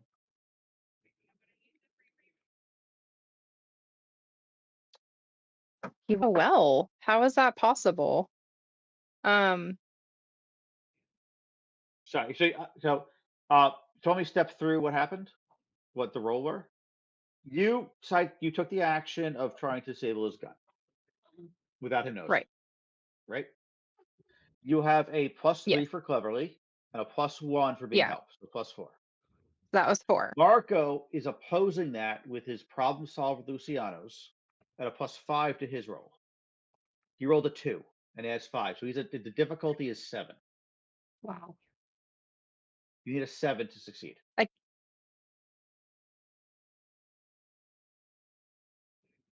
Okay, so it's just a combination of him just like being really good at what he's doing and that he got a Yes. +2 on his roll. Yes, exactly. Can we use Um, He fate rolled points? well, and he is very dangerous. You will lose rolls. It's just going to happen sometimes. Okay. Yeah, I'm So just trying to think if there was, because I'm still trying to understand the system and like what I can do in those situations. Because like in honestly, Dungeons and Dragons, I know what I can do to try to mitigate that, or at least make it less bad. Mhm. Because so at this point, knowing that if I choose to use another fate point to re-roll, like I still have just as much chance your to fail once more since he has such a high number odds are right bad. now. Yes, your odds are bad. Okay. So I might as well just not spend the fate point because it'd be just throwing it away. I probably wouldn't have used that re-roll for the dark and Okay, so you um, want to cancel dark that? and And we stick with shadows. Probably because like if I had known that I was fighting against a 7, I would never not have used that okay, yeah. genuinely, and I would have saved it for something if that's okay. No, absolutely. So yeah, so we'll go. So yeah, I'm And gonna that did say not that happen. Llewellyn kind of haha sorry, can't fault a guy for trying, huh? Well, he is going straight to shooting. Oh, good. That was you failed the style. He goes straight to shooting. His and his men fire. Uh, both of you both of you are going to take a mild consequence or have to be taken out of the fight. So this is why I say, remember, you can never get technically you can't get permanent lasting harm unless you choose to.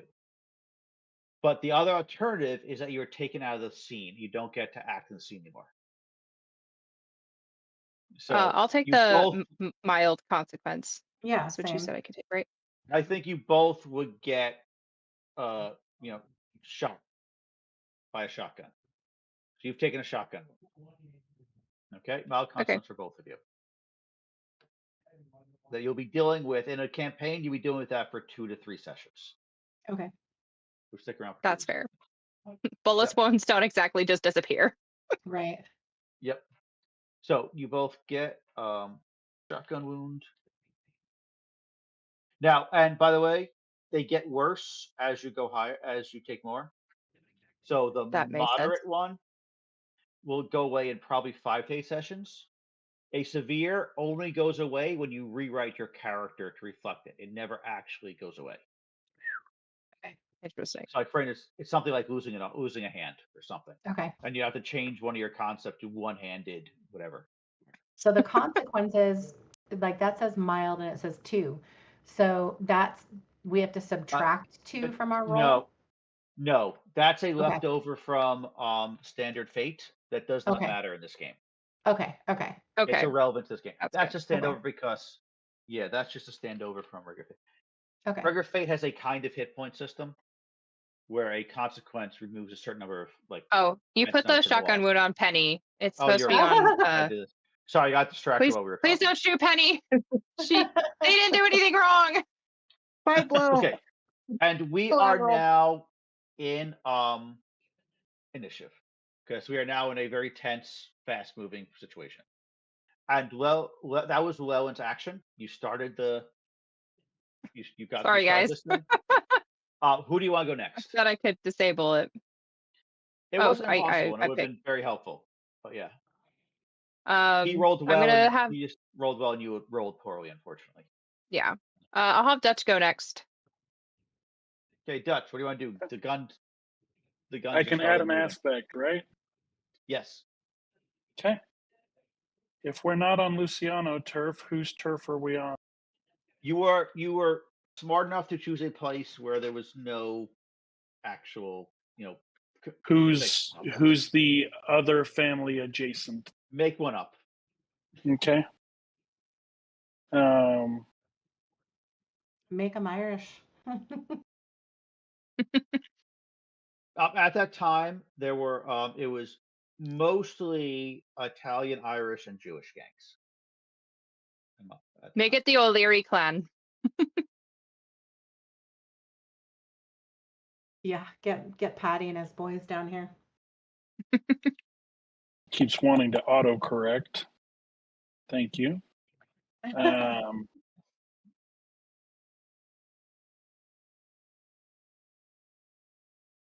All right. Something that Dutch has been keeping from the crew is, for protection, he has actually already made a deal with the Blinn family, Irish mobsters, and while technically not in their territory, they consider it their territory because they've got business with us. Okay. So it's going to be, it's more restraint than Dutch is used to, but he levels the shotgun at Marco and takes an aggressive step toward him, just holding the shotgun with his good hand, not his hurt hand. Like, you badly trained Luciano dog, you're going to bring a war down. Your family keep shooting my people. You think we set up with nobody? You think we're in the middle of nowhere? We're not on Luciano turf. We're on Blinn turf. And this is going to be friggin' war. All right. Back down. You want the booze? Take the booze. Back down. I want to shoot him in the face. Character wants to shoot that guy so bad, but he's trying to save his people. Okay. Roll. Make it 2 to be roll dramatically, 2 to be convincing. He won't immediately back down, but you'll convince him that in fact, yes, he is dealing. You are in fact working with the Blinn. He has to treat you like fellow mobsters, not as marks. Not as people to harvest. Finally, the dice. Finally, nice. You have Yay! a success with style. I think that's our first good roll. Yeah, I I'll know. take it now. That's fine. So remember, a success with style means that it's basically set for the scene. There's almost nothing anybody can do to undo it during a scene. So he believes you, and he will be acting in that way going forward the entire scene. That you're with the Blinn mob. And I did say take the booze, but stop shooting my people. Yes. So okay, we have an interesting thing here. So there is a mechanic in the game called conceding. It is basically a way to end a conflict by a negotiated agreement between the game master and the players, not the characters. This is basically, it's the I will get you next time supervillain exit. Okay. Okay. Where we all agree this is a good way for the scene to end, and we're all happy with the scene ending this way. Okay. Anybody who still is anybody in between actions, anybody can propose how the scene ends. Anybody who is still has a character in that scene can veto it. Okay. You say no, I want to keep going. I'm not happy with the scene ending that way. I'm fine with this for now, and making it a long-term enemy if we had an ongoing game. Right. For the record, for Marco, he is staring down the barrel of a 12 gauge and into the face of somebody else that he knows. Right. But again, this is something just weird happened with the Zoom. Sorry, not Zoom, Discord. Yeah. Because you fast forwarded suddenly. Oh, weird. Yeah. Yeah. So I apologize if I talked over you. I'm not sure actually what happened with the timing there. So this is not between the characters. This is between the players. So if everybody's like, you know what? Yeah, I'm good with the scene ending now, and it'll end this way, which would be very similar to what you said. He will take the booze. He will find out in a short time that he's only got 3 bottles in it, which will make him really mad. And he'll find out in a longer time that in fact, well, you do actually have blend family protection, so that's not actually a lie. But he'll find out that you shortchanged him on the booze. He'll become a personal enemy long term. That's business. But for the moment, Dutch you is get okay away with that. Yeah. with most Unless of the anybody booze, else wants to do so. and you'll manage to catch up or reconnect with Doug before he returns to the same dock, because that would also be a problem. Oh yeah. Yeah, you'll intercept him at some point in another dock. Eleanor is going to eventually end up hexing the hell out of this fool, but So, I mean, Llewellyn will help her. We will have a very good time putting that together. Yeah. He can be an enemy. I would expect. I really want to see. I really want to see how Feyblood works in hexes. That sounds like a great component. But there's anybody who still is a character. Remember, I said characters. You can, instead of taking consequences, you can be out of the scene. That's one of the bad things about being out of the scene is you don't get a veto on the end of the scene. But all of you are still in the scene. Any one of you can veto. Like, I don't want to stop now. I want to keep going. But do you want to pulverize the crap out of these dudes? So I'm pretty sure you could punch them through the back wall. I mean, so is that a veto? You want to continue? I would love to take a swing, but also I think that would be a good way to end this scene. Would be, what has just happened, what Dutch did. I don't think that we have the advantage on this guy yet. I think we can take our time and build the advantage. So I think this is the smart way to end this upright and not in a body bag. Yeah. With our precious cargo that they don't know about. Like, we still have the upper hand. Correct. And this is just just playing the long hex, really. Yeah. Yes. So come ahead. Yeah, and that's one of the things about this game. So I'm totally happy with it. If you're on the losing end of a concession, you actually get rewarded with fate points, but you are not on the losing end of this concession. You are coming out pretty good, actually. I need my shotgun wound, and I might beg to differ. I'm upset about that, but I'm alive, and we have all of our shit mostly. Exactly. So, but you've arranged a situation where he probably doesn't want to fight you. Yeah. No, I think this is good. So yeah, okay. So you do this. You manage to signal down Doug a few blocks north, and quickly move all the booze you hit on his boat over to Maury's car, and peel off before just in time to hear shouts of anger behind you, and then they start up their cars and race after you. You have a dramatic, spine-tingling chase through downtown Manhattan at 1 a.m. in the morning until you lose him in an alleyway and speed off, heading towards your speakeasy. Where you get inside, park the car, barricade the doors, and wait nervously all night, but he does not. But he does not reappear. You know it's only a matter of time before he comes for vengeance. But for the night, you're safe.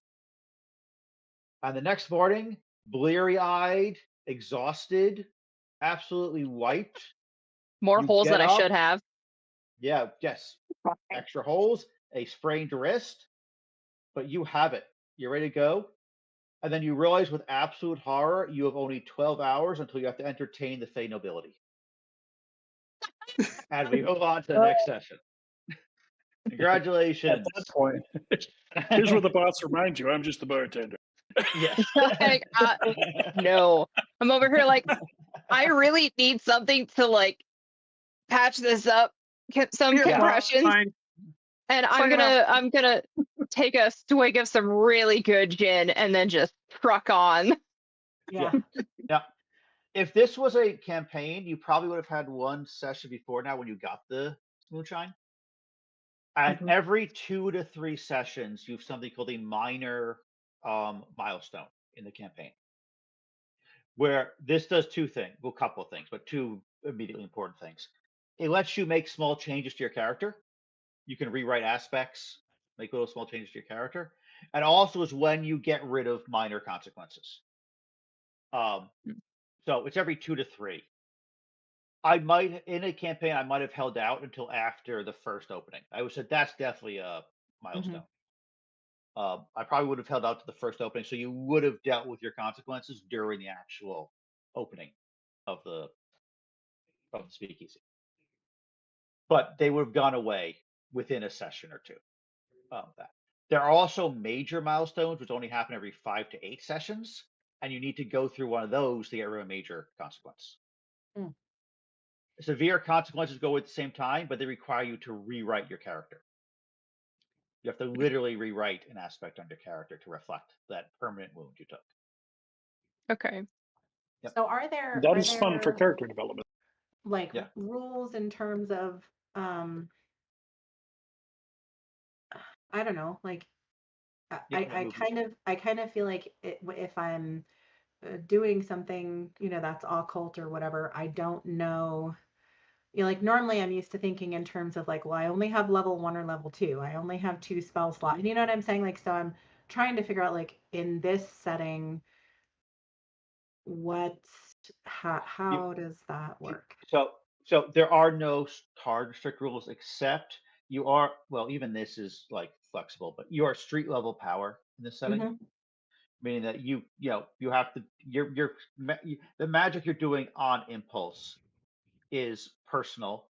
Mhm. And in general spell rule, you're not actually any more effective than you're not really more effective than you could do, say, a gun or a Mhm. Okay, but that's you can, so, but that's because the effect is you're doing consequences or right. creating aspects or whatever.